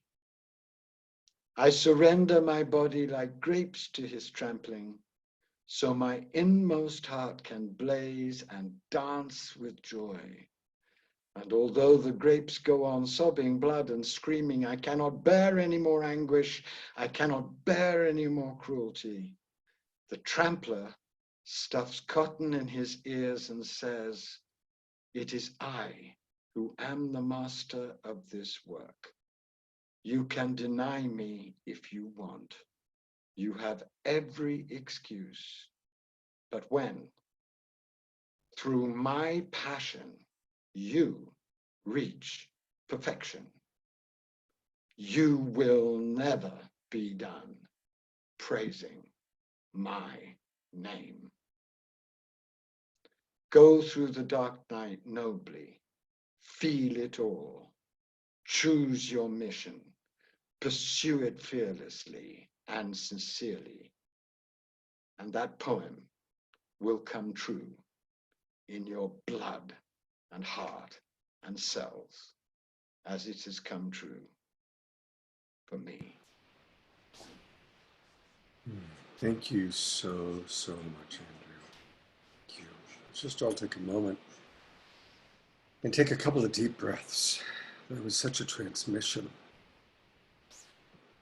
And I do want to also remind people that you can learn a lot more about Andrew Harvey by going to his website. He's providing beautiful, free healing resources at andrewharvey.net/healing. Andrew, thank you so much.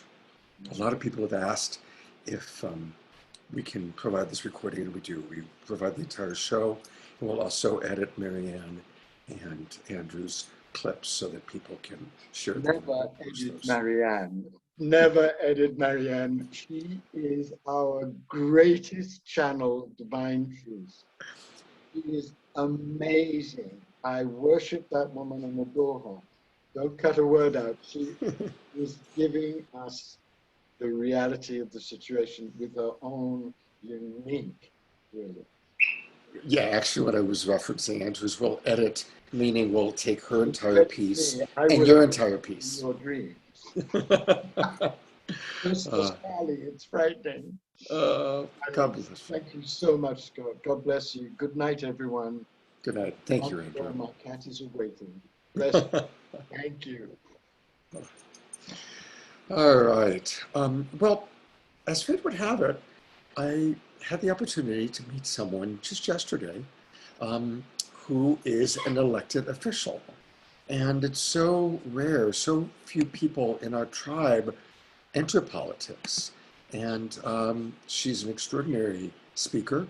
And she's the elected mayor of Encinitas, California, which is one of two places I've long been imagining moving to.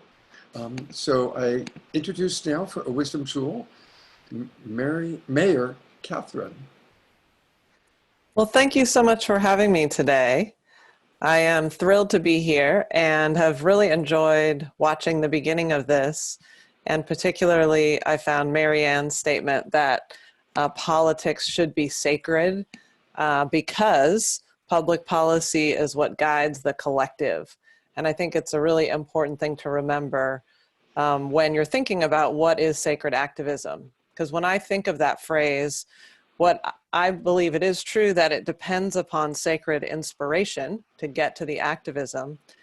But politics really is the art of the possible. So I think of politics and the public policy decisions we're making as existing right in this really thin line between the aspirational and the status quo. And so how do we move off of the status quo of how we've always done things to change the world and to tackle some of these big problems? The big problems like climate change or dealing with homelessness. I'm a mayor in the city of Encinitas, which is a coastal community in California in northern San Diego County. It's about 63,000 people. And there are lots of problems in our city, like everywhere throughout the country and the world. And so moving that needle and being active is the art. So the art of the possible. What is it that we can do in this world today to make a difference? And so there was a request earlier for a call to action, and I'll repeat it in the simple terms that I think we all really know and are deeply aware of, which is that you have to participate.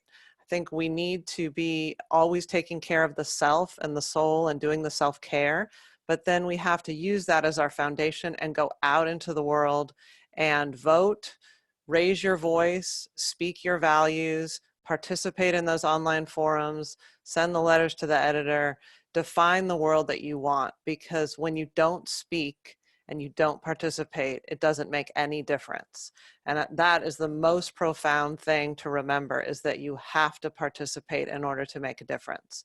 So I thank you for the opportunity to speak with you today and the invitation to participate. And I am looking forward to the rest of this show. Thank you. Great. Thank you so much, Catherine. Thanks for joining us on such short notice. Really wonderful. All right, I'm going to turn it over to Deborah to introduce something a little bit different. It's time for some comedy. And so take it away, Deborah. Yes, and as well as this incredible wisdom and music, it's important to lighten up and laugh with all this seriousness that we have in our community and our life. So we do bring amazing comedians and entertainers to be with you in our show. And this next woman has been a bright light in our community for a long time. She gives her gifts through theater. She's a shamanic cheerleader, through dance, closing art, and now a comedian. Her effervescent personality, as well as deep evolutionary and spiritual truth, comes through. And she is a rowdy bliss maker who brings spirit into spirituality. This is Raina Satori. Oh, thank you so much, Deborah. I really appreciate the opportunity. And wow, it's amazing to be on the docket with so many of you evolutionary revolutionaries. And to be called forth to try to bring some comedy and levity when there seems like there's really not much. So here we go. Activism in 2020. What does that look like exactly? It's definitely the least physically active activism you could do. I mean, how actively can you pursue activism when you can't really activate? And what is the difference between activity, activism, and just acting? It seems that 2020 is really making us stay home and sort out our spiritual closets as well as our actual closets in search of dumb things like dumbbells. Did you know there's a national shortage of dumbbells? The gym equipment, not the people. There's lots of those. Armchair activists are on the rise, as is their blood pressure, but they aren't rising from the couch because they can't leave the house. So then what? How can I awaken the sleeping masses? How can I inspire? One could argue up till now my activist activity maybe has had some blind spots. Actively moving around the world in trains, planes, and automobiles with my gas-guzzling car and all my plastic stuff and my paper coffee cups and plastic water bottles, and yet no matter how good my intention, the consumption of resources still applies. Does the death of a tree matter less if I used it to make a bunch of Save the Forest flyers? I mean, kinda. Nature doesn't so much care about my carbon offset credits. I mean, carbon offset credits? Can I buy karma offset credits for my carbon offset credits? For the harm I had to do so that I could do the good things? Is there a karma credit card? Do I accrue interest? Boop, boop, boop. Hello, this is Samskara with Karma Credit Cards. How can I assist you today, madam? Yes, hello. What is the interest rate of my karma credit? Can I get my limit increased? I need to drive around a lot so I can make the world a better place. I mean, if Earth's resources are a zero-sum game, what if sacred Earth activism actually looks like doing nothing? The great Do Nothing campaign! Save the Earth! Do nothing. I mean, not actually nothing, but like stay at home and don't buy anything new. Consume only the food and toilet paper I need and spend time being with myself and my family. All this scurrying around to try and save the Earth, and it turns out the very best thing I could have done is nothing? Wait, do you hear that? It's the sound of a million couch potatoes cheering. They're like, turns out I'm a damn hero. God. The planet is right now, repairing itself at an astonishing rate. Global pollutions actually have been plummeting like never before, and animal activity is bustling because everyone is at home. So sit on the deck outside, check out the bird scene and the perfectly blue sky with nice fluffy white clouds. It used to be save the earth, and now I'm thinking maybe it's more like let the earth save you. It seems like this is the very best time to be an earth activist, because it turns out the greatest good I could do for the planet is just to go outside and let it in. To just go for a walk, puff some cannabis, and revel in the glorious creation I get to live in. What was I activating towards again? Wasn't it global peace, sustainability, a healthier planet? Well, ironically, collectively, we seem to have accidentally done it. Passive activism? I mean, they say God's best work is done when you don't see her doing it, but this one, I mean, what even is activism when it's only expressed externally through action? It might just be activity. Perhaps sacred activism is the deep internal facing of my most treasured dark corners, the places where the fiery godmother hangs out and grants all my worst fears. Maybe sacred activism requires a looser grip on what I think and I know, and a full spread eagle head-first surrender over the perception waterfall into the warm liquid of unconditional love. Is that irresponsible? Irreparably stupid and inconsiderate? Or the single wisest thing I've ever done? Perhaps sacred activism looks like inspiring everyone to take the positive side effects of the awful situation we find ourselves in and learn to use less, do less, consume less, and earth more. I can cheer for that. In fact, I will cheer for that. Activation! Okay! Activate, awaken, align, and inspire. Bring your love now with some true soul fire. Yeah! Thank you! Mwah! Thank you so much. That was really, really fun. Boy, we need cheerleaders. It's kind of perfect, actually. You know, you take the messages of Andrew and Marianne, and then get the energy of someone like Raina cheering, and the political action taken by Mayor Catherine. You know, it does all come together. It really does. We really are all the little butterfly cells coming together. Yeah. And you know, Scott, I'm actually doing shamanic cheerleading camp, virtual online camp. You can find out more about that. You can come and learn the cheers, do them with other people, and you can find out about that on theshamaniccheerleaders.com. And give it. You'll put the put it into the chat box, the website. Okay. I will. Fantastic. Thank you, Raina. Thank you. Namaste. So this is the part of the show where we are going to share a few different things. And I want to thank everybody who's been donating to our Gofundme campaign. You've heard from some of the people that have benefited from it. And you're going to hear in a moment from one of the people that we donated to last week. But a reminder, you can donate at this website, and we'll put it in again. And one of the people who has been such an incredibly important sponsor for our show, for Saturday Night Live, and he's a sponsor today and next week, and he's donated very, very generously to our GoFundMe campaign. And we're going to be hearing from him speaking a little bit later. His name is Jay Mayer. And I'm going to start by introducing Jay to you and his light touch work through a video that we just got. So this is a chance for you to get to know a little bit about Jay Mayer, Light Touch, who's now going to be collaborating with Love Coach Academy. This pandemic is a crisis unlike any of us have faced before. The loss of work and economic uncertainty, along with social distancing, ongoing health concerns. This is all putting too much pressure on couples and families. Fortunately, there are people like Jay Mayer who is making a difference. His vision for light touch tools and techniques provide immediate support. for individuals, couples, and families. Combining loving touch with affirmations, our great global tribe is going from surviving to thriving.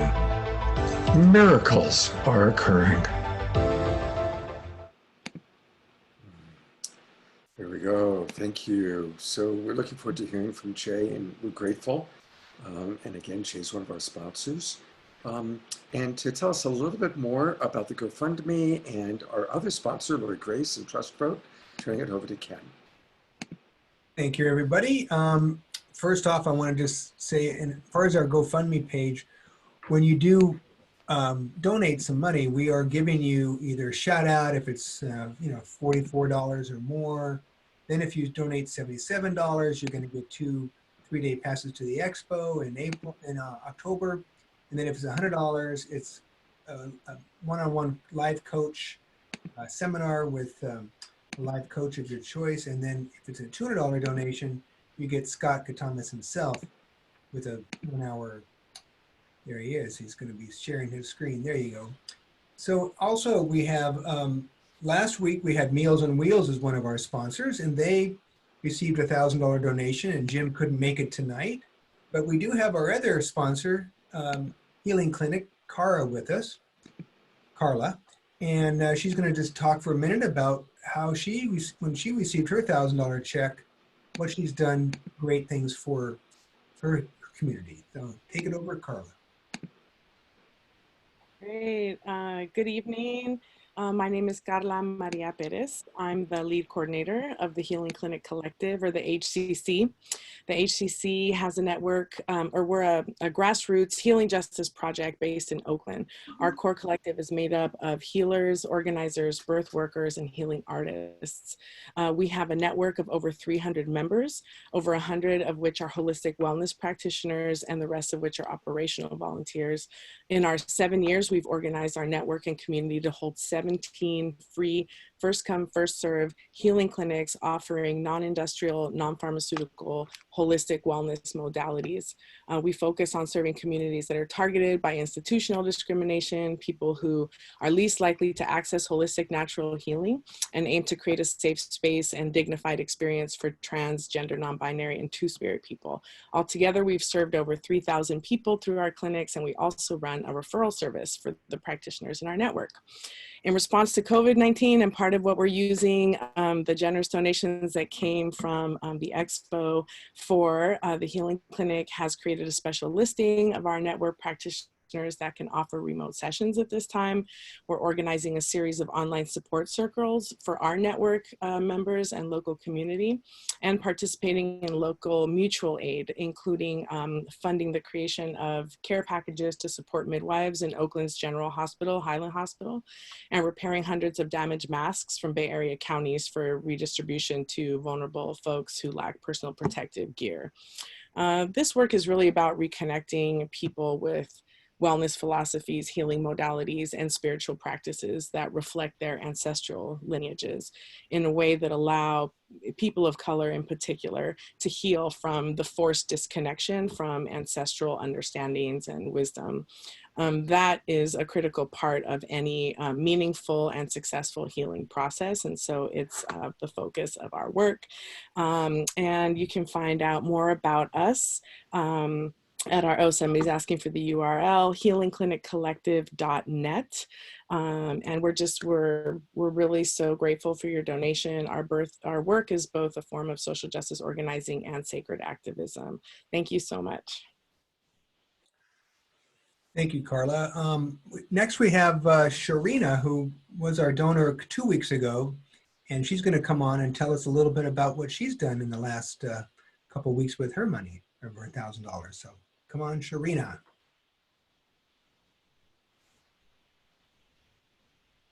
Unmute. Oh my goodness, I just saw Carla on there from the Healing Clinic Collective. Brought tears to my eyes. I've been working and doing community work with Carla for the last, since 2013. So just to see her on here, just see them on here made me cry. because we've been organizing together for just that long. Yeah, my name is Sharina from People's Community Medics, and I am so appreciative of the donation that was given to People's Community Medics. Currently, like donating and helping out elders. Every now and then, I pop up and give donations of food, supplies, medical supplies to anybody that needs them at their door.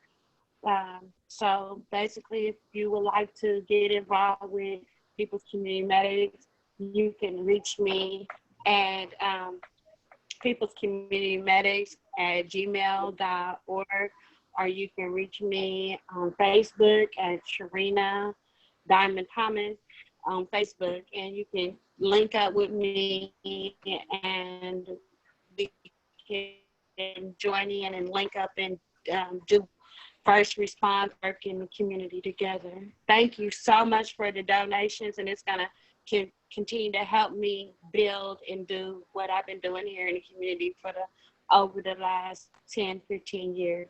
Thank you.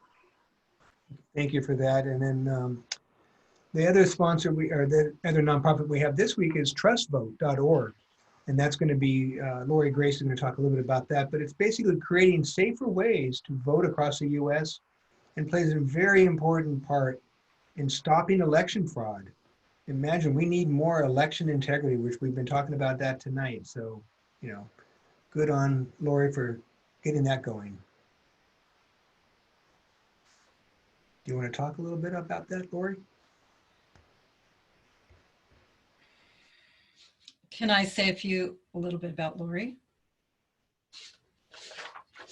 Yes, Deborah, please. I want to share that your donations now, we are using the gifting economy of this new paradigm. So the money that you're giving us now, we are going into these nonprofits. And because of your generous donations, we're able to give thousands of dollars. So this is what we can do virtually. So you can give whatever you can afford that supports us in our broadcast to give you another broadcast next week and future weeks, but also to fund these amazing nonprofits. So we thank you so much. We thank all the donations that are coming in now. And we really, this is the gifting economy where we gift you this program, and then the money comes to us and we send it back out into the community to support these organizations. And then we train some of it so that we can put on a broadcast to you again. So we thank you so much. We have the link in the chat room, but you can also go to GoFundMe and just type in Global Peace Tribe, and that will get you into our GoFundMe account, and you just can ping whatever your heart calls to share. And I would like to announce Lori now. Lori is a really important friend in the community, and she is a true sacred activist. A lot of these activists, a lot of us don't get recognized for what we do, and we just do it from our heart.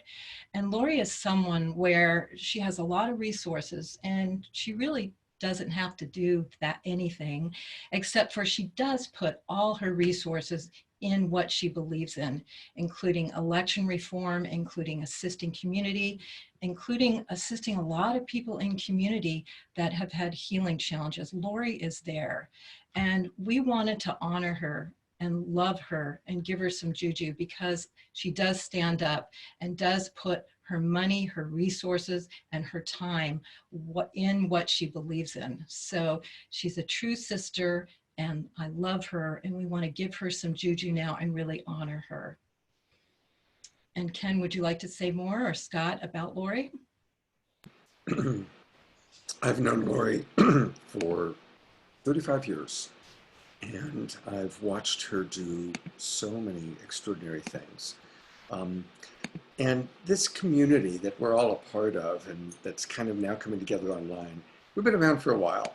And I thought it might be kind of fun. I came across a photo, and this is Lori on stage at the Harmony Festival.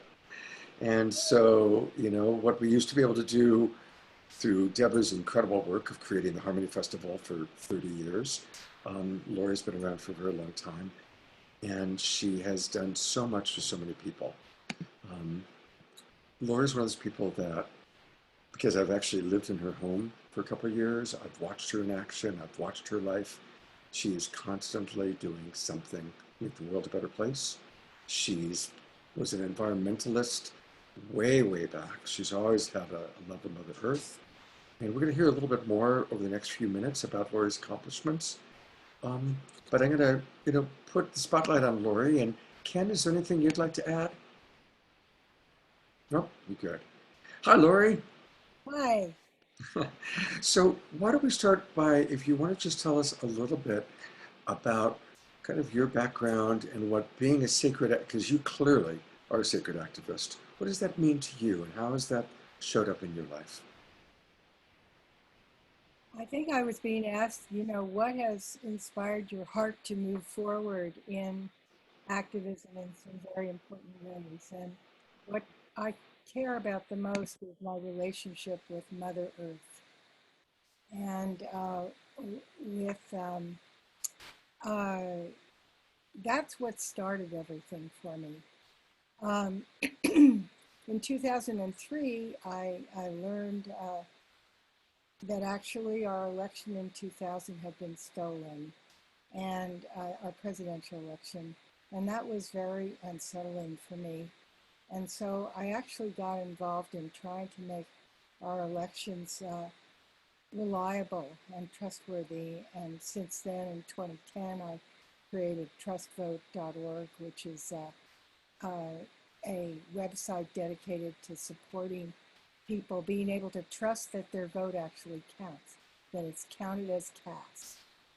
And but the other thing that really affected me, and that's why I chose to be beside this with Marin Energy Authority, was that when in 2006, I met Al Gore, and I was watching his slideshow with somebody sitting next to me who was confirming that everything that he talked about in the article was happening. And I started to just cry. And I felt like Mother Earth was calling for me. And then later I participated in Al Gore's climate project, became a climate project presenter. And then after that, about 3 years later, I ran across a group that was trying to start a green utility here in the Bay Area where energy would be made through solar, wind, micro hydro, and biofuels, and where the cost would be paid for by the taxpayers who signed up for it. And this sounded really wonderful, and I took a very leading role then to try to make this happen, and my energy and passion attracted 2 other people of means to join. I was also the most active, but I helped create something which is now called MCE, which I look out over the bay, and every place that I can see is using green electricity. And Marin Clean Energy, or Marin Energy Authority, became MCE because so many places, Concord, Napa, Alameda, and Richmond, many places joined this, and all the townships in Marin. And I also helped stimulate Sonoma Clean Power, actually. And so I am so happy to have helped create this and to have inspired people. And the money that I invested, which was the most that I had ever invested in anything, all came back. That's beautiful. So grateful. But we also had to fight, and have had to fight for several years, PG&E, which has been determined to try to crush it. So we did that through reaching out to people on phone banks and things when different things would come up for votes. And speaking of that, I want to say, echoing what some other people have said here, your votes, your choosing to vote does make a difference. And I want to say, if you have any doubt that your vote will be counted as cast, go to trustvote.org and find exactly what you need to do to make sure that your mail-in ballot really works. And Trust Vote is who we're kind of supporting. We're making a donation to Trust Vote this year, with the Gofundme money. And Lori, can you tell us a little bit more about Trust Vote? Yeah, I'd also like you to flip on to trustvote2020.org, because that's another version of the thing. And we did send it to you. So Okay. I'll do my best to that. Trustvote2020.org. Okay. That actually has a donate button on it. And it's, anyway, it's another website dedicated to supporting us trusting our vote. 44% of people in the United States choose not to vote in a presidential election because they don't believe that their vote will count. And indeed, we've had issues about Russian hacking, and unbeknownst to some people, electronic voting machine vendors are also doing their part of possibly manipulating the vote. So what we want to do is really get a democracy we can trust again, a democracy that reflects the true will of the people. So I would certainly feel much happier living in a country.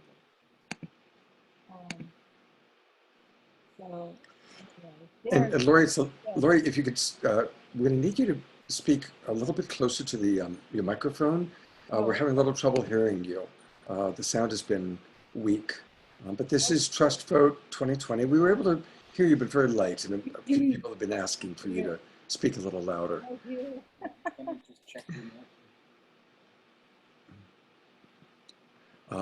So trustvote2020.org, want to really encourage people to go there.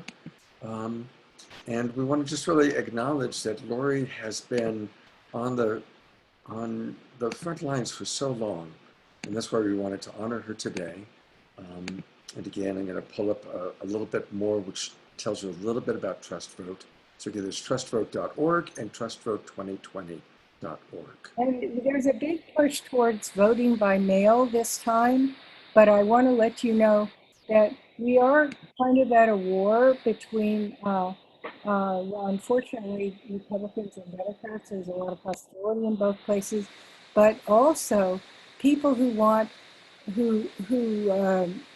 unfortunately don't really want to empower low-income people and people of color to fully vote, also known as voter suppression, have created ways to create roadblocks in their being able to vote, both through purging and also hidden traps in the mail-in votes. So wherever you are in the country, go to preferably trustvote.org, trustvote2020.org has a donate button. But anyway, just go to this and you will see exact information that you need to protect your mail-in ballot. And remember, you can make a big difference. Thank you so much, Lori. And just so people know, I'm going to have an entire hour interview with Lori this Tuesday night at 6 p.m. And we'll make sure that her sound is much better so that you can hear her properly. That's 6 p.m. Pacific time, Tuesday night. And we're going to have Lori, and she's going to really be able to go into detail. Lori knows so much about election integrity and our need for election reform. And she also, we're going to also talk about her farm in Hawaii, where she has an organic, sustainable farm. We're going to learn more about that also on Tuesday. So please do join us Tuesday night, this Tuesday night at 6 p.m. Pacific time. Thank you. Yeah, thank you, Lori. We're looking forward to that quality time with you. And then after Lori on Tuesday night, we've got the great Fantuzzi, who's going to play music. And that's all on the Love Coach Academy videos. You can find it at lovecoachacademy.com. Those of you watching on Facebook right now. All right, it's time for some more music and to rock it and I want to share one more thing, Scott. Sure. I just want to emphasize that your donations, thank you. They're all coming in. Thank you so much. Thank you, Jay, for all your generous donations. And your donations are helping us to produce the show next week, which is going to be amazing. The show next week, our theme, this is going to be our last show of the season, but we hope to come back and produce for you again. So all your donations are going to help. But what we have for next week, our theme is co-creating our vision as the new normal. And this means we're not going to buy into what the media, what the collective is telling us, but we are really going to manifest our vision. And we've got some incredible speakers and musicians to be with you. We have Carolyn Mace, which is coming back again. She was with us several weeks ago. We also have Marcy Schmeinoff, who you know from the bestseller Happy for No Reason. We also have JJ and Desiree Hertak, incredible speakers and visionaries. We're going to have Mirabai Devi come and lead us in meditation. And we have the amazing Kirtan band that you see at a lot of the festivals, as well as we're bringing back Elijah Ray and other great musicians and other great wisdom jewels. And we have a very, very special guest that we can announce now. Deepak Chopra will be with us next week. So that's going to be truly amazing for our last show. And with all your donations, we hope to continue and come back again and do this again and really represent what we want to communicate and experience together with whatever's going on. And so, and now we're going to have Larissa Stowe, who is amazing because she not only is high-level music, high-level heart, but she really channels spirit in her music. So I'm so happy to present again, Larissa Stowe. Thank you so much, Deborah. Thank you for having us. I invite everyone just to open up your body right now. We're going to be singing a hum prema. It means I am divine love. Marianne and Andrew were both talking about the importance of sacred practice, doing our spiritual practice. When we sing a hum prema, we're vibrating I am love. The universe is in my bones. Ahom prema. The temple and the dark cacao. Ahom prema. Ahom prema. When the sun begins to fade, ahom prema. There is a light that will remain. Ahom prema. Ahom prema. Ahom prema. I am the love I seek. Ahom prema. Ahom prema.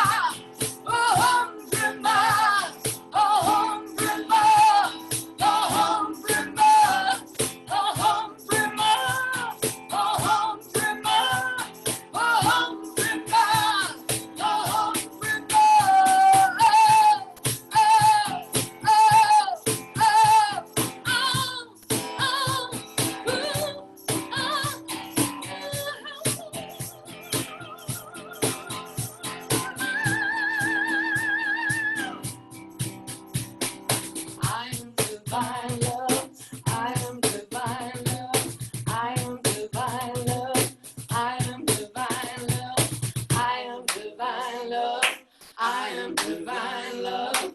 I am divine love. I am divine love.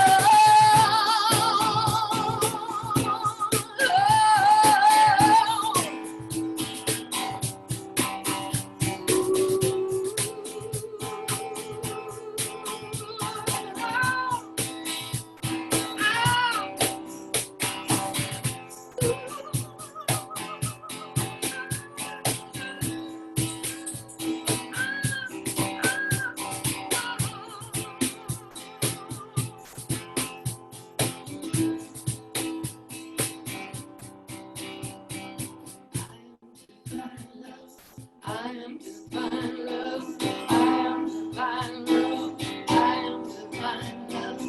I am divine love. I am divine love. I am divine love. I am divine love.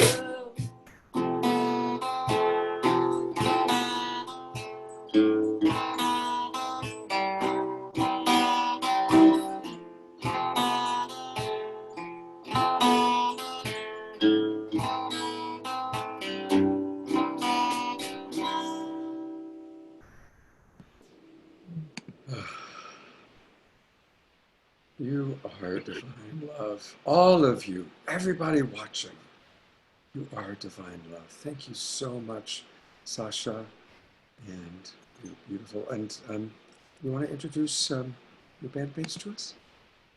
Yes. This is Christo Polani back here, and Benj Clark. I'm Larissa Stowe. Let's all twinkle. We twinkle. We like to twinkle people. Thank you so much. That was beautiful. Absolutely beautiful.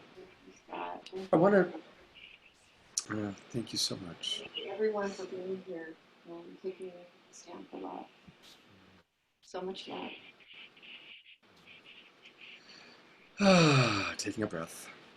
We're going to hear from John Robbins next, but I want to just thank all the people that are donating. There are so many people that have donated, and I can't even name everybody, but I want to thank once again Jay Mayer, who's been incredibly generous for the last month, really. Every week he's been incredible. Thank you, Nancy, Yamini, Lauren, Sharon, Kathleen Gildred, who's donated several times, my dear soul sister in Topanga. This person, Anonymous, we get the most donations from this anonymous person. Karen, Carol, Jean, Leah, another Leah, Catherine, Laura, Rich Davidson. God bless you, Rich. Thank you, everybody. Celestine Starr, Soul Sister, Wendy Barnhart. Thank you, Wendy. Thank you so much. Susan, and a whole lot of anonymouses going on. Thank you, everybody, for your beautiful, beautiful donations. I'm really grateful that we're going to be able to have John Robbins speak next. John is somebody that I've had admiration for so long. He is the author of the best-selling Diet for a New America. He's actually written 10 different books that have sold over 2 million copies. He's now the president of the Food Revolution Network, and we're going to be hearing about that. John, thank you so much for being with us, and what would you like to share? Well, thank you, Scott. And thank you to Deborah and to Ken and to Lori for all the work that has been required to put this on and bring us all together tonight. And each evening that you've done this is a contribution to the work we're all doing in our hearts, in our lives, in our minds, with everything we have to try to bring about the healing that our earth and our spirits so deeply need. Somebody once said, a crisis is a terrible thing to waste.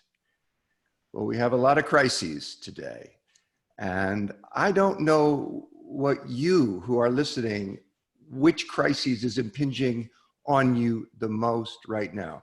What is causing you the most distress or discomfort or motivation to change, to heal, to grow, to transcend, to transform? Whatever it is that is eating at you, forcing you, evoking you, triggering you, calling you forward in these times, in these very difficult, very challenging times. But what I do know is that when we are faced with serious crises, personal death, bankruptcy. I mean, my heart is really going out right now as the economic dominoes are falling to all the people who are frightened financially, who are suffering financially, all the people whose health is at risk, who know people who have lost loved ones, who fear for their lives or their health. There is so many reasons right now that we could despair, that we could become hopeless, that we could resign ourselves. And yet there's something inside each of us that won't allow that. And Andrew spoke about it, and Marianne spoke about it, and Nina spoke about it, and Veronica spoke about it. And why we're here today is to feel it and know it and be blessed by it. Because it gives our lives grace, it gives our lives meaning and commitment and purpose and passion when we open to it. And crises and difficulties and pain sometimes are what's needed to open that door to blessing. And I want to speak of one other thing that I think will enable you to find the meaning and the purpose in the crises, to find the power and the empowerment and the beauty in this world and in yourself, whatever comes. And that is, I want to ask you, have you ever known a non-human animal that has enriched your life, that has made you more human, that has given you something in your heart that you treasure and that you know is good and true and beautiful and worthy? Most of us have known an animal or more than one that have gifted us in that way.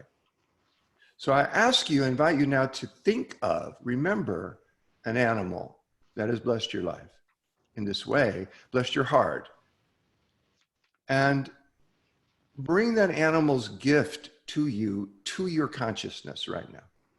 So you become aware of the presence that this animal has been for you or was for you or is for you and will be for you as you go through whatever crises are yet to come for you and for us. Because we have adapted a relationship to the other life forms on this planet that's basically predatory, that's basically exploitive. And we've deprived ourselves in doing that of the companionship and the caring that we need to be fully human and to play our part in the unfolding of this precious planet that we're here to do. So think of that non-human animal that's blessed your life. Maybe this animal's still alive, still part of your life. Maybe it's in the past. Maybe it's someone you knew, a being you knew really well, shared your life with, still do, maybe. Maybe it's an animal you only knew for a moment, only saw for a moment, but that moment was special and magical and still is living in you. And the reason I ask you to bring that animal to your consciousness right now is because that animal can nurture you through the crises to come. If you remember the gift, that non-human being, we're not alone as human beings. Thank God. Because we're part of creation. We forgot that sometimes. We act as if we're not. We think we're separate and we believe sometimes we're better than the rest of life. But we know better than that. That's a fallacy. That's just the myth, the illusion that we need to break free from so that we can live with reverence again. Reverence for ourselves and each other, reverence for all of life, all the web of life, in all of its manifestations, the challenging ones, the terrifying ones, the beautiful, life-affirming ones, and know that we're not alone. Know that you're not alone. We are in this with other creatures. Now, there's a wave of extinction passing across the planet as a result of human activities, primarily. That is a tragedy and something that causes me, at least, and many of us, deep, deep anguish. What right do we have to do that? Well, we don't have the right, but we've done it. We're doing it. And thank goodness we're not alone. We can actually recover our connections to all beings and to all our relations, past and future. We can recover our connection to each other and ourselves, and our hearts are the doorway through which that connection can happen. So I want to reach out to you right now and say that if you're feeling suffering and hurt and misery and pain, that's okay. If you're feeling afraid, that's okay. If you're feeling hopeless, that's okay. Because when we feel it all, when we look to see what we're unwilling to feel and allow that also to be, then a power can unite us and integrate us and bring us together with all the beings that have loved us ever, all the beings that we have loved ever, all the potential beings that we can remember and recreate that connection with. And they will be here for you in your crises and in your moments of beauty and blessing. So let us give thanks for all beings. Let us remember our connection to all beings. Let us be fed by those connections to all beings. They will see us through. They know better than we do. They always have and they always will. One of my prayers has always been, may all be fed, may all be healed, may all be loved. And I want to say that 2 more times and invite you to say it with me, wherever you are. May all be fed, may all be healed, may all be loved. May all be fed, may all be healed, may all be loved. Thank you. Thank you so much, John. And I'd like to ask him to put this spotlight for a moment. Could you tell us a little bit about this very important work you're doing with the Food Revolution Network? Well, I joined with my son, Ocean Robbins, 10 years ago, and we founded the Food Revolution Network. We have 600,000 members now. And we're doing events that help people understand that the way our food and agriculture is, the way we eat, the way we produce our food, has an enormous impact on the environment, on the life support systems of the planet, and on our health.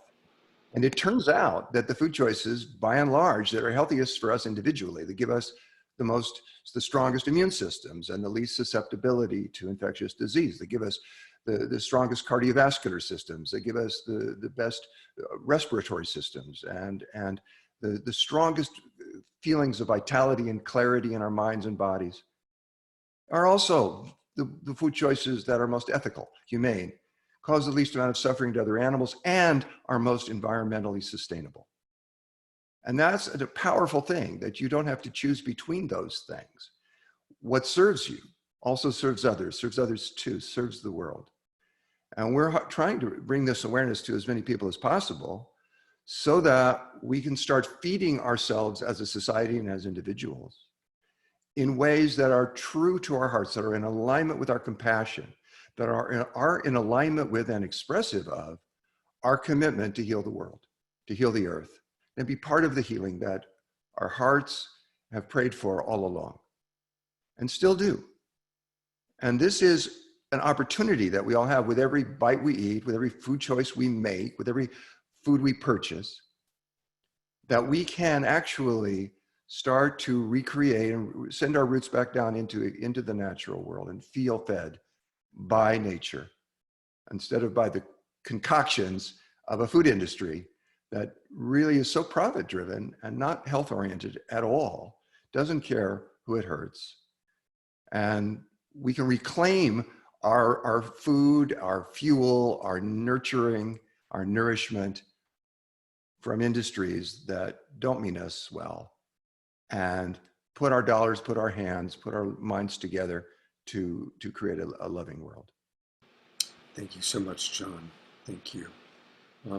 He gave us the link. I just put it into the chat box for that PDF on foods to eat and foods to avoid.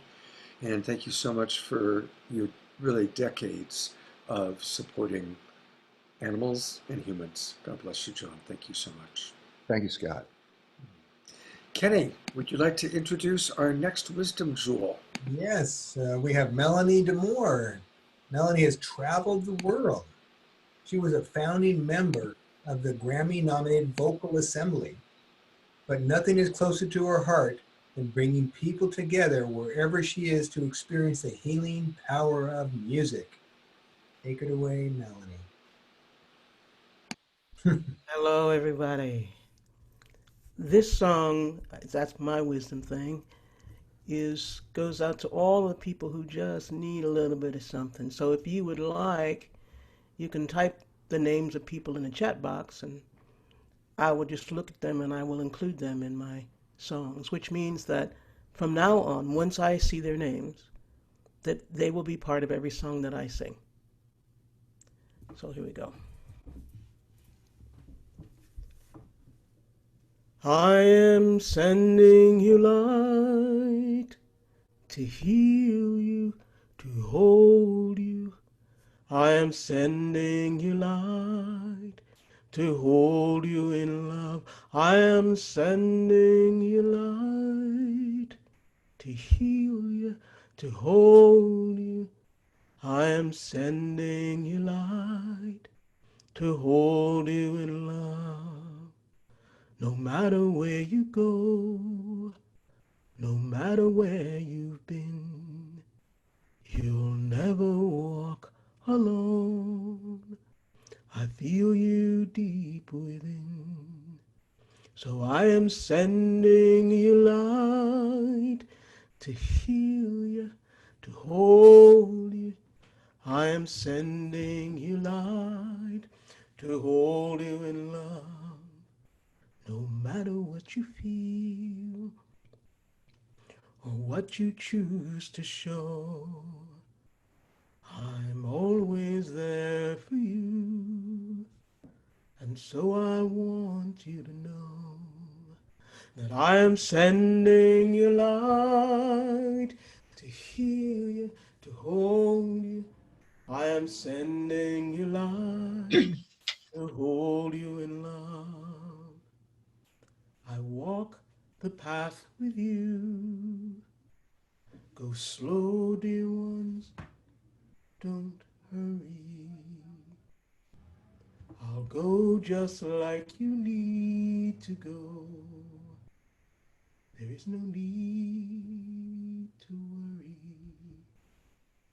'Cause I am sending you light to heal you, to hold you.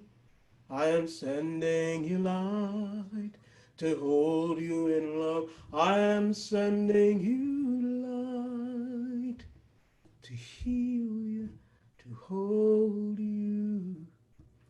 I am sending you light to hold you in love.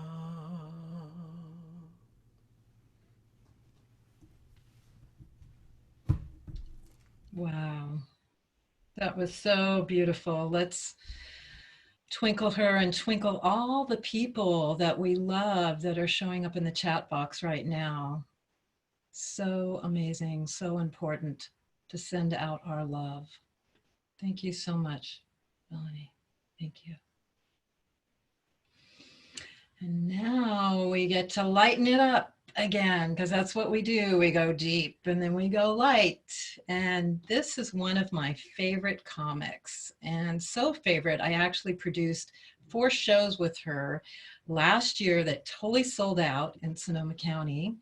What I love about her is she has a way of putting a mirror in my face and having me laugh at myself. She pokes fun at our holistic and progressive lifestyles that we think are so important, and you get that funny bone of just looking at it and seeing another way for it. And she's actually a diehard activist, because right now she is in Portugal. So she had to get up at around 4 a.m. to be with us tonight. But she wanted to be here and we wanted to have her. And this is Alicia Dotner. She has been voted the best comedy of the Bay Guardian, best storyteller, and I love her. So thank you for being with us, Alicia Dotner. Thanks, Deborah, and thanks, Melanie, and John Robbins, and oh my God, all of you guys. And Raina was on. Did you guys see her? God, I love her shamanic cheerleading, and I love the take on sacred activism of doing nothing. Like, Raina, I wish I wrote that. Seriously, I'm jealous.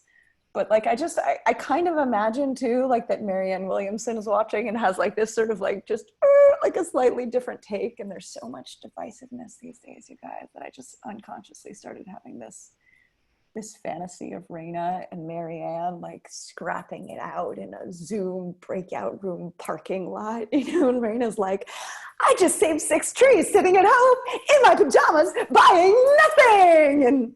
And Marianne's like, Raina, let's not confuse non-dualism with sacred activism. But I have a cheer for doing nothing. Ready? Stay on. And no, you know, it's not only about staying om. Once we awaken to the stillness, we must arise and take inspired action. Yeah, true dat, MW, true dat. You're right. You guys, it's an intense time on the planet. I have to say, it's intense, you know, I mean, not just with the pandemic, as we know, but like it used to be, you could make light of something unfortunate happening by saying, hey, oh, you know, it's not the end of the world, but now, well, I don't know, you guys. I read the oceans are gonna run out of fish by 2050. What if I have a child one day and they get dumped and all I can say is, oh, honey, don't worry. There are plenty of plastic bags in the sea. You know, and it's obvious by now, of course, there are really 4 likely responses we're having when we realize what kind of situation we're in with the planet. You know, there is, of course, the standard burnout style activism. There is the sacred activism. There is the spiritual bypass, and my favorite, sacred depression. You know, but like, I want to change. I want, you know, but if I lived in a truly sacred way, if I truly felt the impact of my impact, wouldn't I change everything about how I live? I mean, might I finally become like those wild, smelly seed bank people who live off the grid in yurts and make their own water? I mean, might everything change? I mean, it's like we don't want to take care of our home planet. We're like that kid in the giving tree. Yeah, thanks, Mom, for all the natural resources, but you're kind of running out. And honestly, you're smothering me. I need a little space. Outer space. I'll be on the dark side of the moon. Can you give me a ride? You know, we're starting to think about survival the way real estate agents think about flipping houses on HGTV, right? Welcome to Flipping Mars. Let's take a look at this hot new fixer-upper. Mars is less than 1 light year away in an up-and-coming neighborhood between Earth and Jupiter. Hot in the summer, also hot in the winter. Stunning views of smoky Earth. Uncrowded charter schools, 0 traffic. We'll be importing a water feature and an air feature. Right now, the atmosphere on Mars will take your breath away. I mean, up until now, like there's been this sort of unstoppable, inevitable technological march toward progress, you know, with an arc that I just feel like bends toward evil, you know, and who dreams up all these terrifying futures?